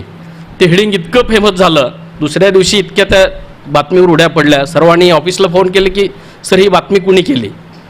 त्यानंतर मग मी माघार फिरून पाहिलं नाही. ग्रामीण भागातले वेगवेगळे विषय मी करत गेलो आणि 2005मध्ये तरुण भारतच्या जरा स्थिती वाईट झाल्यानंतर मग मला जोशी सरांनी सांगितलं की तुला बाहेर मोठी संधी येते, तू ही संधी दौडू नको. लोकमतमधून मला बोलावून आलं होतं. त्यांनी सांगितलं तू जा. मी एकमेव असेन की लोकमतनं मला बोलवून घेतलं आणि मला तिथं नियुक्ती दिली.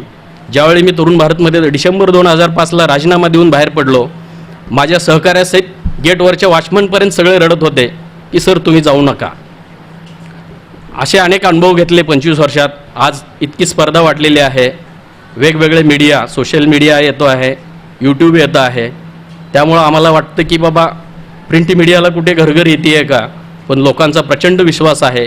लोक बघतात, सोशल मीडियावर पाहतात, यूट्यूबवर पाहतात, पण हे खरं आहे का हे याचा लोकांवर विश्वास बसत नाही. दुसऱ्या दिवशी लोक आवर्जून वर्तमानपत्र वाचतात. वर्तमानपत्राच्या बातमीवरून लोकांना कळतं की ही बातमी कोणी लिहिली. आम्हाला जे फीडबॅक येतात त्यावरून आम्हाला आमचं काम करण्याचा हुरूप वाढतो आणि हे शैक्षणिक क्षेत्र आमच्यापुढं खूप मोठं आम्हाला सहकार्य करत आहे. आमचे जे उपक्रम आहेत आम्ही सगळ्या संस्थांकडे जातो. सर्व शिक्षक अजूनही आमचे मार्गदर्शक आहेत. आम्हाला सकाळी सकाळी फोन येतात की मराठी आता आमचे जे नवीन मुलं येतात त्यांचं मराठी चांगलं नाही.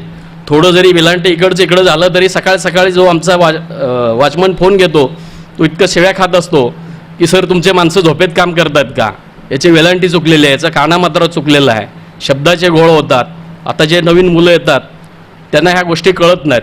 जे आम्ही हेडिंग देतो काही वेळेला मतळ्यात गपलत होते, इकडून तिकडं होतात. त्यावेळी सकाळी आमचे खूप गमतीशीर उदाहरणं आम्हाला दररोज अनुभवायला मिळतात.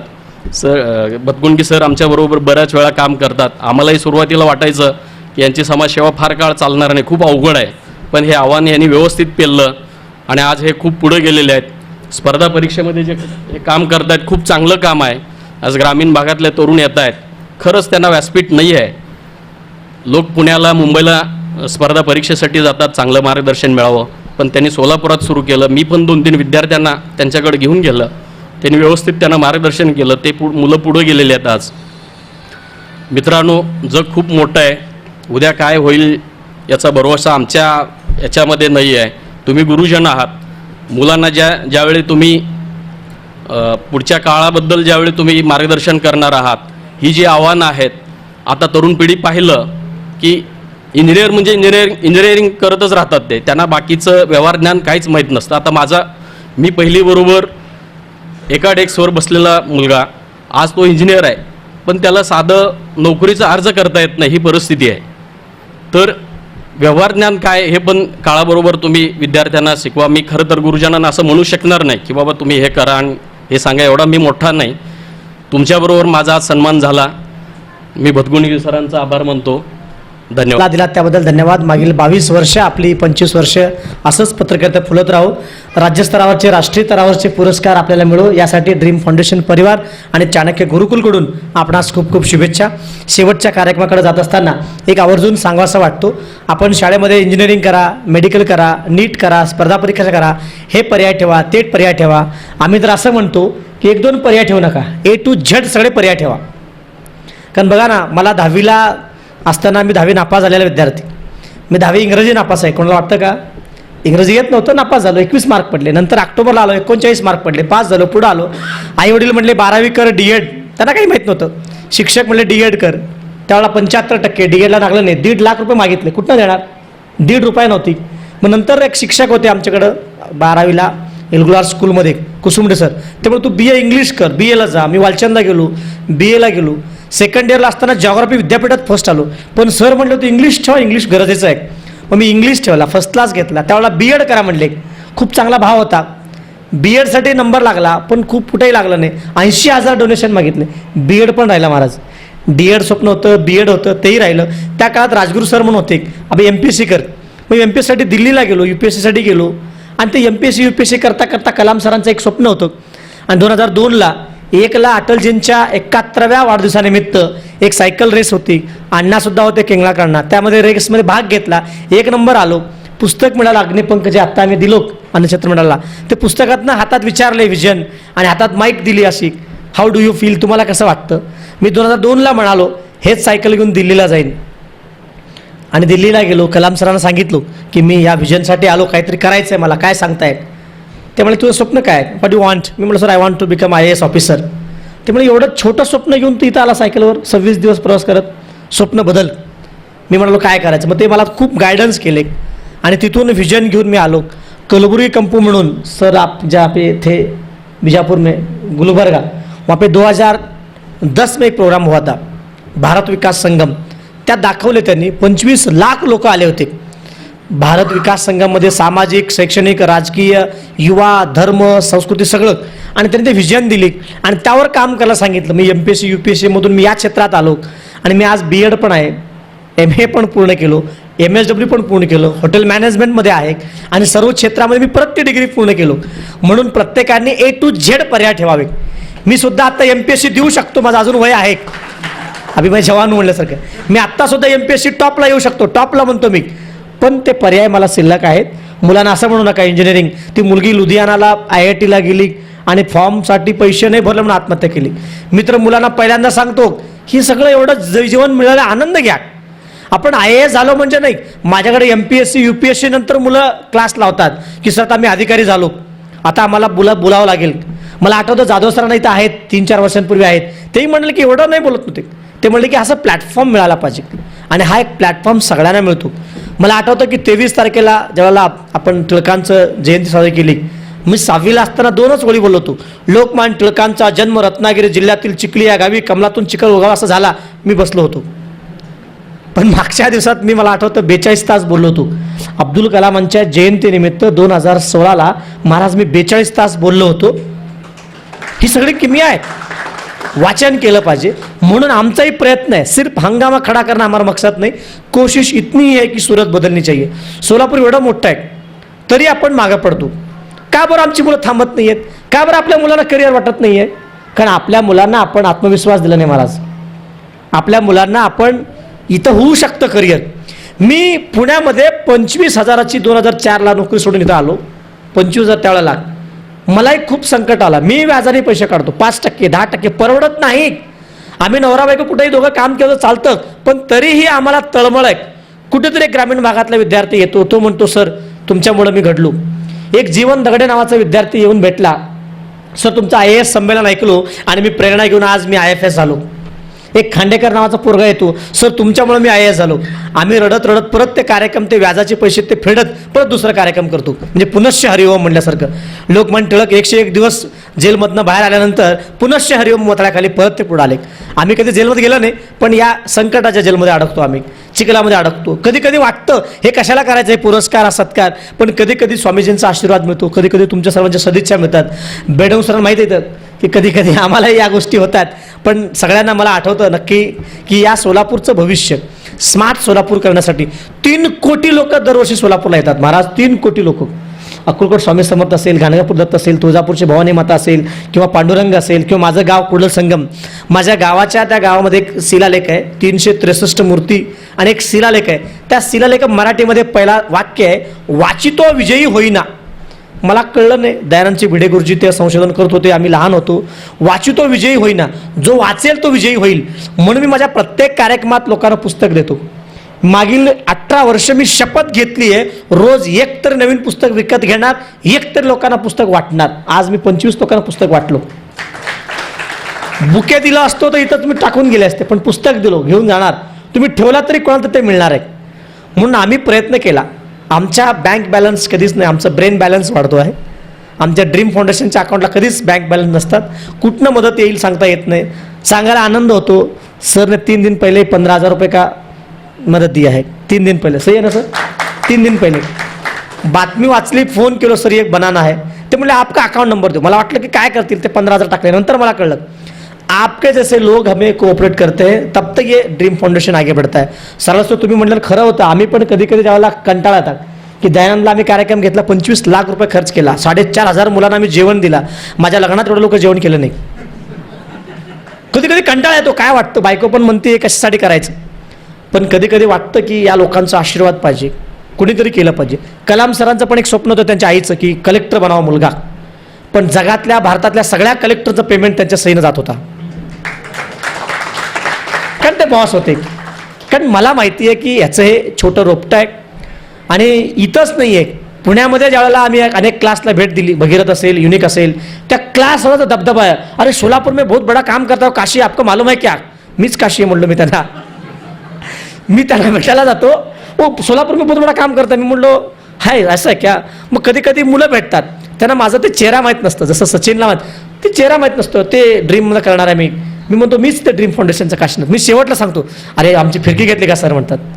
त्यामुळं तुम्ही सगळ्यांनी आम्हाला आशीर्वाद द्यावेत.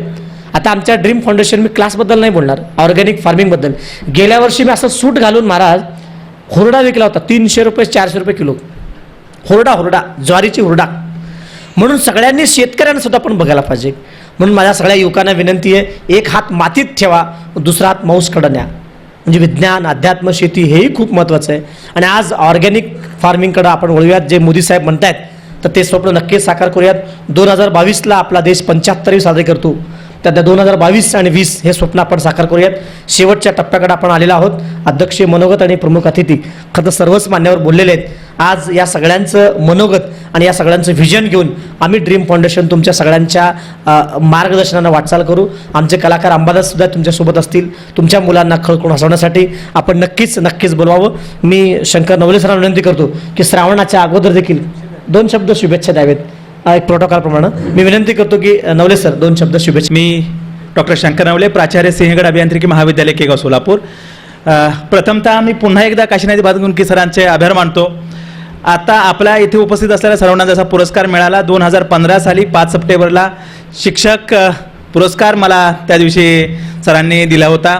डॉक्टर APJ अब्दुल कलाम सरांच्याच नावाने शिक्षक इन्स्पायर अवॉर्ड मला त्या दिवशी मिळालेला होता. मी त्याही दिवशी त्यांचा आभार मानलेला होता आणि तेव्हापासून मी त्याही पूर्वीपासून थोडासा मी त्यांच्याशी जोडलेलो आहे. मी त्यांचं कार्य नेहमीच पाहत असतो.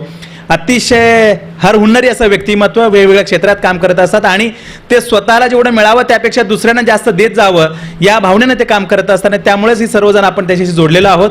मला वाटतं तुम्ही जे काम करत आहात ह्या कामाला आमच्यासारख्यांच्या शुभेच्छा आहेत.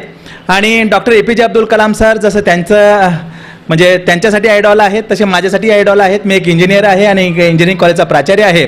Doctor APJ Abdul Kalam sir सुद्धा इंजिनियरच होते, खेड्यातूनच आलेले होते आणि ते भविष्यात एवढे मोठ्या पदावरती पोहोचले. आपल्यासारखी लोक तिथं पोहोचू शकतात याची कुठेतरी जाणीव आपल्याला आहे आणि त्याच उद्देशाने आम्ही काम करत असतो. त्याच उद्देशानं आम्ही स्वतः आहे आणि आमच्या विद्यार्थ्यांनाही त्याच पद्धतीने काम करायचा प्रयत्न करत असतो. आणि आपण सगळेजण या ठिकाणी आलात, हा चांगला सुंदरसा कार्यक्रम झाला. खरं तर मी हा कार्यक्रम फक्त ऐकण्यासाठी आलेलो होतो. त्यांनी मला 4 दिवसापूर्वी फोन केला होता आणि त्यांनी सांगितलं रविवारी संध्याकाळी एक कार्यक्रम आहे, मी म्हटलं मी नक्की येईल आणि मी फक्त कार्यक्रम ऐकण्यासाठी आलो होतो. मी काही इथं पाहुणा वगैरे म्हणून आलेलो नव्हतो. त्यामुळे मी असाच सहज म्हटलं चला एक छानसा कार्यक्रम आहे, बऱ्याचशा लोकांचा सत्कार आहे आणि कोण कोण आहे ते आपण सगळ्यांना, कारण थोडीशी मी रूपरेषा अगोदर वाचलेली होती की ह्या सगळ्या लोकांचा सत्कार होणार आहे. आपल्या सर्वांना या ठिकाणी पाहण्याची आणि भेटण्याची संधी मिळाली. पटेल सरांना मी मागे एकदा भेटलेलो होतो, आपल्या सर्वांना नव्यानं पाहिलं, भेटलो आणि खास करून म्हणजे या ठिकाणी राजे स्वतः आले आणि राजांच्या हस्ते आपला सर्वांचा सत्कार झाला. एवढं स्वामीचा आशीर्वाद आपल्या सर्वांना मिळाला, त्याबद्दल मी पुन्हा एकदा आपल्या सर्वांचं अभिनंदन करतो आणि काशीनाथ भातगुंडके सरांचे आभार मानतो आणि या ठिकाणी थांबतो. जय हिंद, जय महाराज. महाराजांच्या वतीनं बाबा निंबाळकर बोलण्यापूर्वी मी आमच्या ड्रीमच्या सर्व विद्यार्थी उपस्थित विनंती करतो आपण एक व्यासपीठावरती फोटो काढण्यासाठी यावं. आमचे ड्रीमचे विद्यार्थी जेवढे उपस्थित आहेत तेवढे आपल्या सुपर 30 मधले आणि आपले क्लासचे विद्यार्थी, कारण कार्यभावनामुळे काही ग्रामीण भागाचे विद्यार्थी गेलेले आहेत. सर्व विद्यार्थी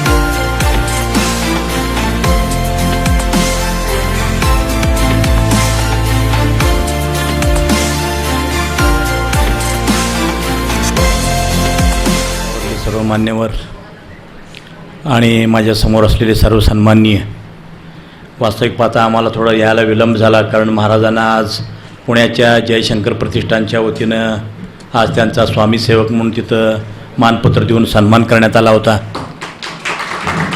त्यामुळं असं झालं. आम्ही बघितलं की या कार्यक्रमासाठी बदगुंडकी सर सारखं फोन करत होते, पण बदगुंडकी सर तुम्ही अतिशय आमच्या महाराजांना बोलवलं आणि अब्दुल कलामांच्या नावाने तुम्ही पुरस्कारांची जी घोषणा केली, तसं बघायला गेलं तर अब्दुल कलामांचं आणि अक्कलकोटचं एक नातं वेगळं आहे. अब्दुल कलामांच्या जागी आज चेअरपर्सन म्हणून आमच्याच अक्कलकोट शहरामधला माणिकपेठमधला A.S. शेख नावाचा माणूस आज त्या पदावर आहे.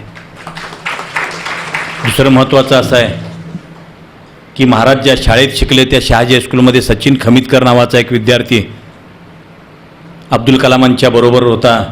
अब्दुल कलाम राष्ट्रपती झाले आणि एकदा श्रीहरिकोटामध्ये अतिज्वालाग्री पदार्थ भरत असताना मोठा स्फोट झाला. त्या स्फोटामध्ये तो विद्यार्थी जखमी झाला आहे. त्याला आज आपण बघितलं तर भयानक, जसं ड्रॅकोला बघू अशी परिस्थिती आहे, पण तो बचावला, कारण तो चित्त गेला होता. त्याच्या खिशामध्ये स्वामी समर्थांचा फोटो होता, वरचं छत उडालं, पण तो मुलगा वाचला, आजही आहे तो. आणि सारोळे साहेब, आपण पत्रकार क्षेत्रामध्ये लोक असतो, तुम्हाला S.K. कुलकर्णी माहीत आहेत सकाळचे. S.K. कुलकर्णी जे आहेत सकाळचे संपादक होते, त्यांनी एक पुस्तक लिहिलं आहे, नायट्रोजन बॉम्बची निर्मिती कशी झाली. स्वामी समर्थ जेव्हा त्या वटवृक्षाखाली बसले होते तेव्हा परदेशातून काही लोक आले, त्यांनी स्वामींच्या चरणावरती आपलं मस्तक ठेवलं, त्यांना काहीतरी वेगळं वाटलं आणि त्यांनी स्वामींजींना म्हटलं की स्वामीजी तुमच्या पावलाखालची मला माती द्या. त्यांनी ती माती घेतली, ऋण आणि धन त्याचं विघटन केलं आणि त्यातून तो नायट्रोजन बॉम्ब तयार झाला. ज्या दिवशी तो नायट्रोजन बॉम्ब टाकला त्या दिवशी त्या माणसाच्या तोंडातून भगवद्गीतेतले श्लोक आले. हे जर आपण बघितलं तर अक्कलकोट इथून आता एक मोठ्या प्रकारचं केंद्र तुम्ही बघता. अक्कलकोटला आमचं शिवपुरी केंद्र आहे, पण आगामी काळामध्ये तुम्ही बहुसंख्य लोक अक्कलकोटला अन्नछत्र मंडळामध्ये आला असाल. भारतरत्न गान सम्राज्ञी लतादीदी मंगेशकरांनी ज्या अन्नछत्र मंडळामध्ये पोळ्या लाटून स्वामींना नैवेद्य अर्पण केला, त्या अन्नछत्र मंडळाची निर्मिती करणारे आमचे महाराज आहेत. आपण असं बघतो की संघर्षातून जेव्हा माणूस पुढं जातो तेव्हा त्याचं कार्य अजरामर होतं आहे. महाराजांना अन्नछत्र मंडळाची स्थापना करताना जी संकट आली ती बघितलं तर त्या ठिकाणचा माणूस 10 वेळा अक्कलकोट सोडून पळून गेला असता किंवा 25 वेळा फाशी घेतला असता. प्रस्थापितांचा विरोध असताना सुद्धा केवळ स्वामी कृपेण, आणि त्याची कथासुद्धा विलक्षण आहे. एक दिवशी तिथं श्याम मोरे यांचे सचिव ते वटवृक्ष मंदिरामध्ये दत्तात्रयाचं चित्र रेखाटत बसले होते. 12:30 होऊन गेले आणि एवढ्यामध्ये अलक निरंजन नावाचे घोषणा करत काही साधू आले. त्या साधूंनी दर्शन केलं स्वामींचं आणि म्हणले क्या ह्या भोजन मिलेगा क्या. आता रात्री 12:30-1ला कोण भोजन देणार. पण महाराजांना वाटलं तसं नाही, हे लोक आलेत, तर त्यांनी त्यांच्या एका मित्राला उठून त्यांना जेवण दिलं आणि त्या साधूंनी त्याविषयी त्यांना सांगितलं की तेरा कार्य ऐसाही बढेगा, तेरा कल्याण होगा. आणि त्या दिवशी मध्यरात्री अन्नछत्र मंडळाच्या निर्मितीची खऱ्या अर्थाने सुरुवात झाली. आज 32व्या वर्षामध्ये आमचं अन्नछत्र मंडळ झालं आहे. केवळ अन्नछत्र म्हणजे अन्नदान आहे असं नाही, तर समाजातल्या विविध उपेक्षित घटकांना सुद्धा अन्नछत्र मंडळाच्या वतीनं मान मिळत म्हणजे सन्मान दिला जातो. तुम्ही परवा गुरुपौर्णिमेला बघितलं असेल, आपल्या महाराष्ट्रामध्ये ग्रामीण भागामध्ये राष्ट्रीय पुरस्कार 5 लाख रुपयांचा आशा भोसलेंना महाराजांनी दिला. आपले कवी नादू महानोरांना दिला, जिल्ह्यातल्या चांगल्या काम करणाऱ्या माणसांना दिला. आजचंच तुम्हाला उदाहरण सांगतो की आम्ही आज एका कार्यक्रमाला गेलो होतो, त्या कार्यक्रमामध्ये एक 11.5 वर्षाचा मुलगा तो कन्नडमध्ये गाणं म्हणला. ते गाणं म्हणल्यानंतर म्हणला, परंतु त्याला दोन्ही डोळे नव्हते. महाराजांनी त्याला जवळ बोलवलं आणि विचारलं काय झालं, डोळे नाहीत. तर त्यांनी सांगितलं की ह्याची तपासणी आपले ते भारतातले प्रसिद्ध डॉक्टर लहाने, तात्या लहाने, त्यांना दाखवायचं आहे. आणि त्या मुलाचं वय 11.5 आहे. 12 वर्षांनंतर तिची चाचणी करावी लागते. त्यांनी क्षमाप्रधान मॅडमना त्यांना दाखवायला सांगितलं आहे. आणि महाराजांनी सांगितलं की ह्या मुलासाठी वाटेल ते झालं तरी त्याचे डोळे कसे येतील आणि त्याला स्वामींचं दर्शन कसं होईल. आजच त्यांनी त्या ठिकाणी ते काम करून या ठिकाणी आले. आपण असं बघतो की देव कुठं असतो, तर देव तुमच्या आमच्या भोवती असतो. समाज कसा चालतो, हे आकाश कसं उभं राहतो. तुम्ही आम्ही शिक्षक आहोत, विद्यार्थ्याला आपण जर विचारलं हे आकाश कसं उभं असतं, त्याला खांबं आहेत का, तर ती खांबं नाहीत. समाजामध्ये असं कामं करणारी माणसं हीच आकाशाची खांबं असतात. आणि ह्या माणसांना जपणं, त्यांच्या कार्याचा गौरव करणं हे आहे. आणि भदगुणगी सर, तुम्हाला आम्ही धन्यवाद देतो की तुम्ही अक्कलकोटसारख्या ग्रामीण भागातून आज आम्ही तिकडं राज्याकडे झेपावलं आहे. आगामी काळ अक्कलकोटचा असेल, शिर्डी झालं, शेगाव झालं, तुळजापूर झालं, पंढरपूर झालं, आता फक्त अक्कलकोट असेल. अक्कलकोट ते अकोट आणि चांद्यापासून बांद्यापर्यंत उभ्या महाराष्ट्रामध्ये एकच नाव असेल अक्कलकोट, आणि ते आहे स्वामी समर्थ. आपण जर बघितलं तर आता महिमा वाढत चाललाय. महिमा वाढत चालल्यानंतर भक्तांचा येणारा पैसा तसं तर प्रचंड पैसा येऊ शकतो. अनेक तुम्ही राज्यात बघता, पण भक्तांचा पैसा भक्तांच्या सेवेसाठी आणि समाजकार्यासाठी देणारे एकमेव महाराज आहेत. कारण त्यामुळंच हे सगळं घडू शकतंय. मित्रांनो, कार्याची निष्ठा कशी असावी तुम्हाला मी एक शेवटचं उदाहरण देतो.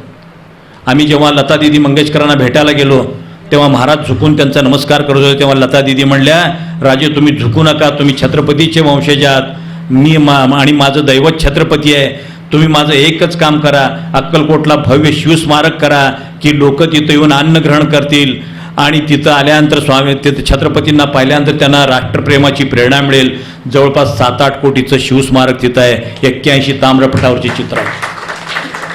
पण हे करताना त्यांनी वैयक्तिक कधी सुखदुःखाचा विचार केला नाही.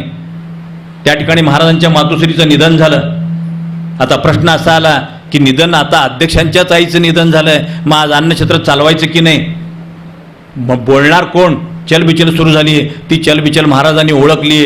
त्यांनी सचिव श्याम मोरे काका आणि उपाध्यक्ष अभय खोबरेंना बोललं आणि सांगितलं, माझी आई मेली, हे दुःख आहे. तुम्हालाही वेदना होतात, मला मान्य आहे, पण एक लक्षात घ्या, माझ्या आईचं दुःख हे माझ्यापुरती आहे. जे स्वामींच्या दर्शनाला येणाऱ्या हजारो भक्तांना मला तसं उपाशी परत पाठवायचं नाही. माझी आई मेली म्हणून त्यांना प्रसाद मिळालाच पाहिजे. स्वतःची आई मेली असताना सुद्धा अन्नछत्र चालवणारे महाराज हे खऱ्या अर्थाने निष्ठेचे प्रतीक आहेत. आणि म्हणून आजच्या या निमित्तानं तुम्ही आम्हाला जो सन्मान केला आहे, हा अक्कलकोटचा सन्मान नाही, संपूर्ण महाराष्ट्रातल्या ह्या स्वामी भक्तांचा सन्मान आहे. तेव्हा आपण इथं आम्हाला बोललं, आमचा सन्मान केला, त्याबद्दल सर्वांचे आभार. जय हिंद. भावना आणि जे सत्य व्यक्त केलात ते नक्कीच आपण एक शिदोरी आशीर्वाद रूपी आपण सगळे घेऊन जाणार आहोत. आणि येणाऱ्या काळामध्ये आपण स्वामीजींच्या आशीर्वादानं नक्कीच आपल्या सर्व ज्या ज्या क्षेत्रामध्ये आपण काम करू ते क्षेत्रामध्ये सर्वोत्तम काम करण्याचा प्रयत्न करू. आणि माझंही भाग्य आहे की माझा जन्म आणि माझं सर्व बालपण सगळं अक्कलकोटमध्ये गेलेले आहेत. आणि स्वामीजींची कृपा वेळोवेळी मलाही आहे. कारण मी दिल्लीला गेलो असताना दिल्लीमध्ये मी दुसऱ्यांदा अब्दुल कलामांचं भेट देण्यासाठी गेलो होतो 6 डिसेंबर 2006ला. आणि राष्ट्रपती भवनमध्ये मला लेटर होता, आम्ही चाललो होतो. परंतु त्या गुरुद्वाराच्या बाजूला एका माणसाने मला उडवलं अक्षरशः पाठीला. नंतर मला दुसऱ्या दिवशी मी शुद्धीवर आल्यानंतर मला कळलं की मला राम मनोहर लोहिया हॉस्पिटलमध्ये घातलेले आहेत. तो उडवलेला माणूस ड्युटी मूळ तो मुंबईचा होता. ते सगळे सोबतच होते. माझं पूर्ण फाईल, कारण मी दिल्लीला कुठं गेलो तो फाईल सगळी होती. मी माझ्या आईला कळवलं नाही, कोणालाही कळवलं नाही, कारण तिथं कोण येणार आहेत. कारण मला आठवतं की मी जी फाईल होती स्वामी समर्थांच्या आशीर्वादाचं फाईल तिथं माझ्यामध्ये होती. आज मी ते जपून ठेवलेलं आहे. 6 डिसेंबर 2006ला माझा ॲक्सिडेंट झाला होता. 24 टाक्या पाठीला होते, तरी पण मी सही सलामत तिथून 1.5 महिन्याने आलो. आईवडिलांना वाटलं की हा 1.5 महिने काय करतो. मी सांगितलं मी UPSC तयारी करतो. पण हे सगळं आशीर्वाद तुमच्या सर्वांचे आहेत. आणि मनामध्ये अनेक गोष्टी असताना देखील स्वामीजींचा आशीर्वाद आणि एखाद्या कामाच्या निष्ठा असताना नेहमीच सर्वांनी साक्षात्कार दिलेले आहेत. त्यामुळं ज्या ज्या वेळेला आम्हाला वाटतं की आपण थकलेलो आहोत, मी गुरुवार पकडतो आणि चालत असेल, सायकल असेल, गाडी असेल, मी अक्कलकोट गाठतो. आणि माझं सासरवाडी देखील आज अक्कलकोट आहे, गौडगाव. आणि माझा आजोळ देखील अक्कलकोट आहे, माझा जन्मसुद्धा आहे. आणि आयुष्यात मी ज्यावेळेला बाहेर जातो त्यावेळी मी अक्कलकोटची कविता सांगत असतो. नाही कोणाचा डर आम्ही कोणाचं काय व्हावे, अक्कलकोटचे समर्थ आमच्या पाठीमागे बसवती. त्यावेळेला लोक अगदी उठून सांगतात की तुमचं भाग्य आहे बाबा. मित्रांनो, आत्ता निंबाळकर सरांनी सांगितल्याप्रमाणे पुढचा काळ, पुढचा सगळा स्वामीजींचा आहे, पण भिवू नकोस, मी तुझ्या पाठीशी आहे असं स्वामीजी सांगितलेत. आपण सगळ्यांनी स्वामीजींच्या आशीर्वादानं काम करावं आणि पुढं करावं. या भारताला, या देशाला महासत्ता बनवण्यासाठी सामाजिक, शैक्षणिक, राजकीय, प्रशासकीय, आरोग्य, शिक्षण, शेती सर्व क्षेत्रामधली काम करणारी माणसं आहेत. नक्कीच आज ज्या ज्या लोकांना हा आम्ही छोटासा सन्मान केला, हे छोटंसं सन्मान आहे, तर त्या समयमधलं तेलासारखं आपण तुमच्यासोबत दिलेलं आहोत. तुम्ही मोठी सूर्यप्रकाशा एवढी तुमची उंची आहे, तर नक्कीच तुम्ही खूप काम करावं. शेवटचं आभार सर्वांचं मानतील माझ्या सौभाग्यवती संगीता भदगुणकी मॅडम, सर्वांचे आभार मानतील. आपण कार्यक्रमाचा आभार या ठिकाणी. खूप वेळ झाला, सगळेजण उपस्थित राहिलात. अगोदर मी तुमचा आभार मानते, कारण स्टेजवरती किती माणसं आहेत त्यापेक्षा समोर ऐकणारे किती आहेत त्यावरून स्टेजवरच्या माणसांना पण झोप येत नाही आहे. त्यामुळं तुमचा अगोदर मनापासून आभार मानते. सन्माननीय मंचावर उपस्थित सर्व मान्यवर, वेळात वेळ काढून या फाउंडेशनच्या कार्यक्रमामध्ये त्याहून जे आपण निमित्त काढलं त्या निमित्ताला प्रोत्साहन दिलात, तुमच्यामुळे या कार्यक्रमाला शोभा आली. त्यामुळं सन्माननीय मंचाचा मी मनापासून आभार मानते. असंच प्रेम तुमचं आमच्यावरती राहू द्या, कारण आम्ही बऱ्याच ठिकाणी बऱ्याच वेळेला खूप मोठ्या बडाया मारत असतो, कारण तुम्ही सगळे पाठीमागे असता याची जाणीव आम्हाला असते म्हणून आम्ही बोलतो. कारण आतापर्यंत तुम्ही सरांना बोललेलं ऐकलात, हे प्रत्येक गोष्ट ना गोष्ट म्हणजे शब्द ना शब्द खूप खरं आहे. कारण हे सगळं जगल्यानंतर कुठेतरी जाणीव होते की ह्या परिस्थितीला किंवा ह्याच्यासाठी आपण तत्पर आहोत का, किंवा पुढे जाण्यासाठी आपल्यामध्ये तेवढी ताकद आहे का. ती ताकद तुम्ही आमच्यामध्ये आणून दिला, त्याबद्दल मी सर्वांचं मनापासून आभार मानते.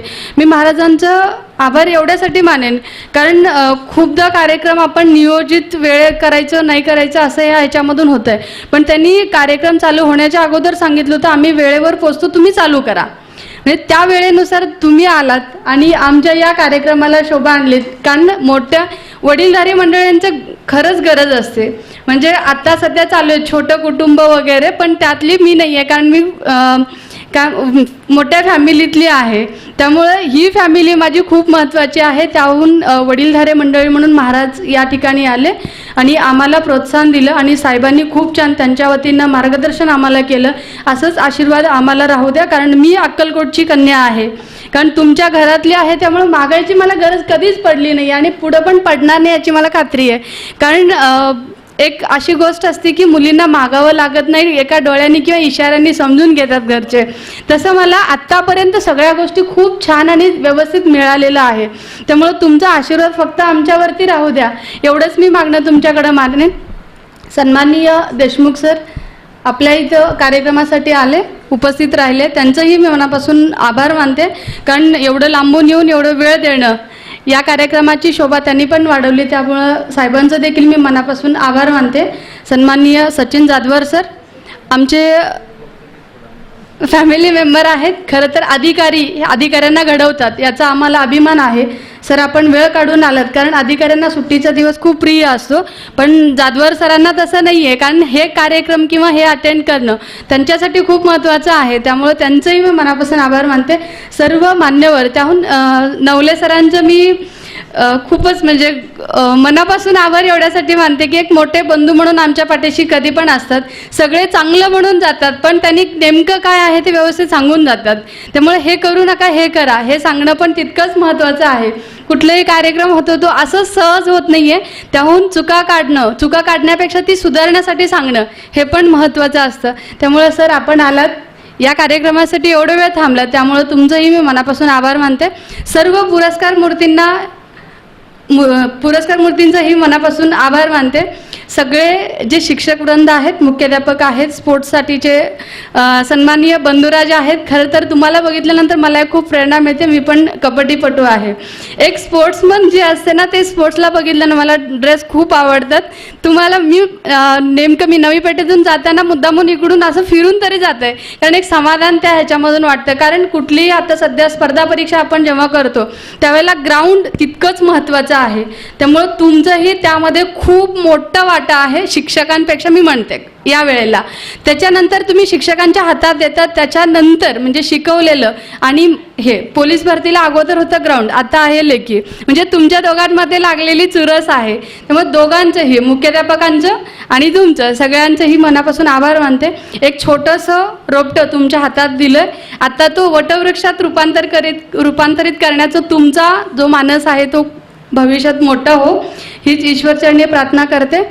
सन्माननीय व्यासपीठाचं मी अजून एकदा आभार मानते. जे पत्रकार बंधू आहेत त्यांचंही मनापासून आभार मानते. अगोदर बोललेले माननीय बिराजदार सर त्यांचंही आभार मानते. सर्व उपस्थितांचा आभार मानून हा कार्यक्रम इथे संपला असा मी जाहीर करते. वंदे मातरमनी या कार्यक्रमाची सांगता होईल. आपण जागेवर मोठ्या आवाजात वंदे मातरम शुरू करेंगे. शुरू कर.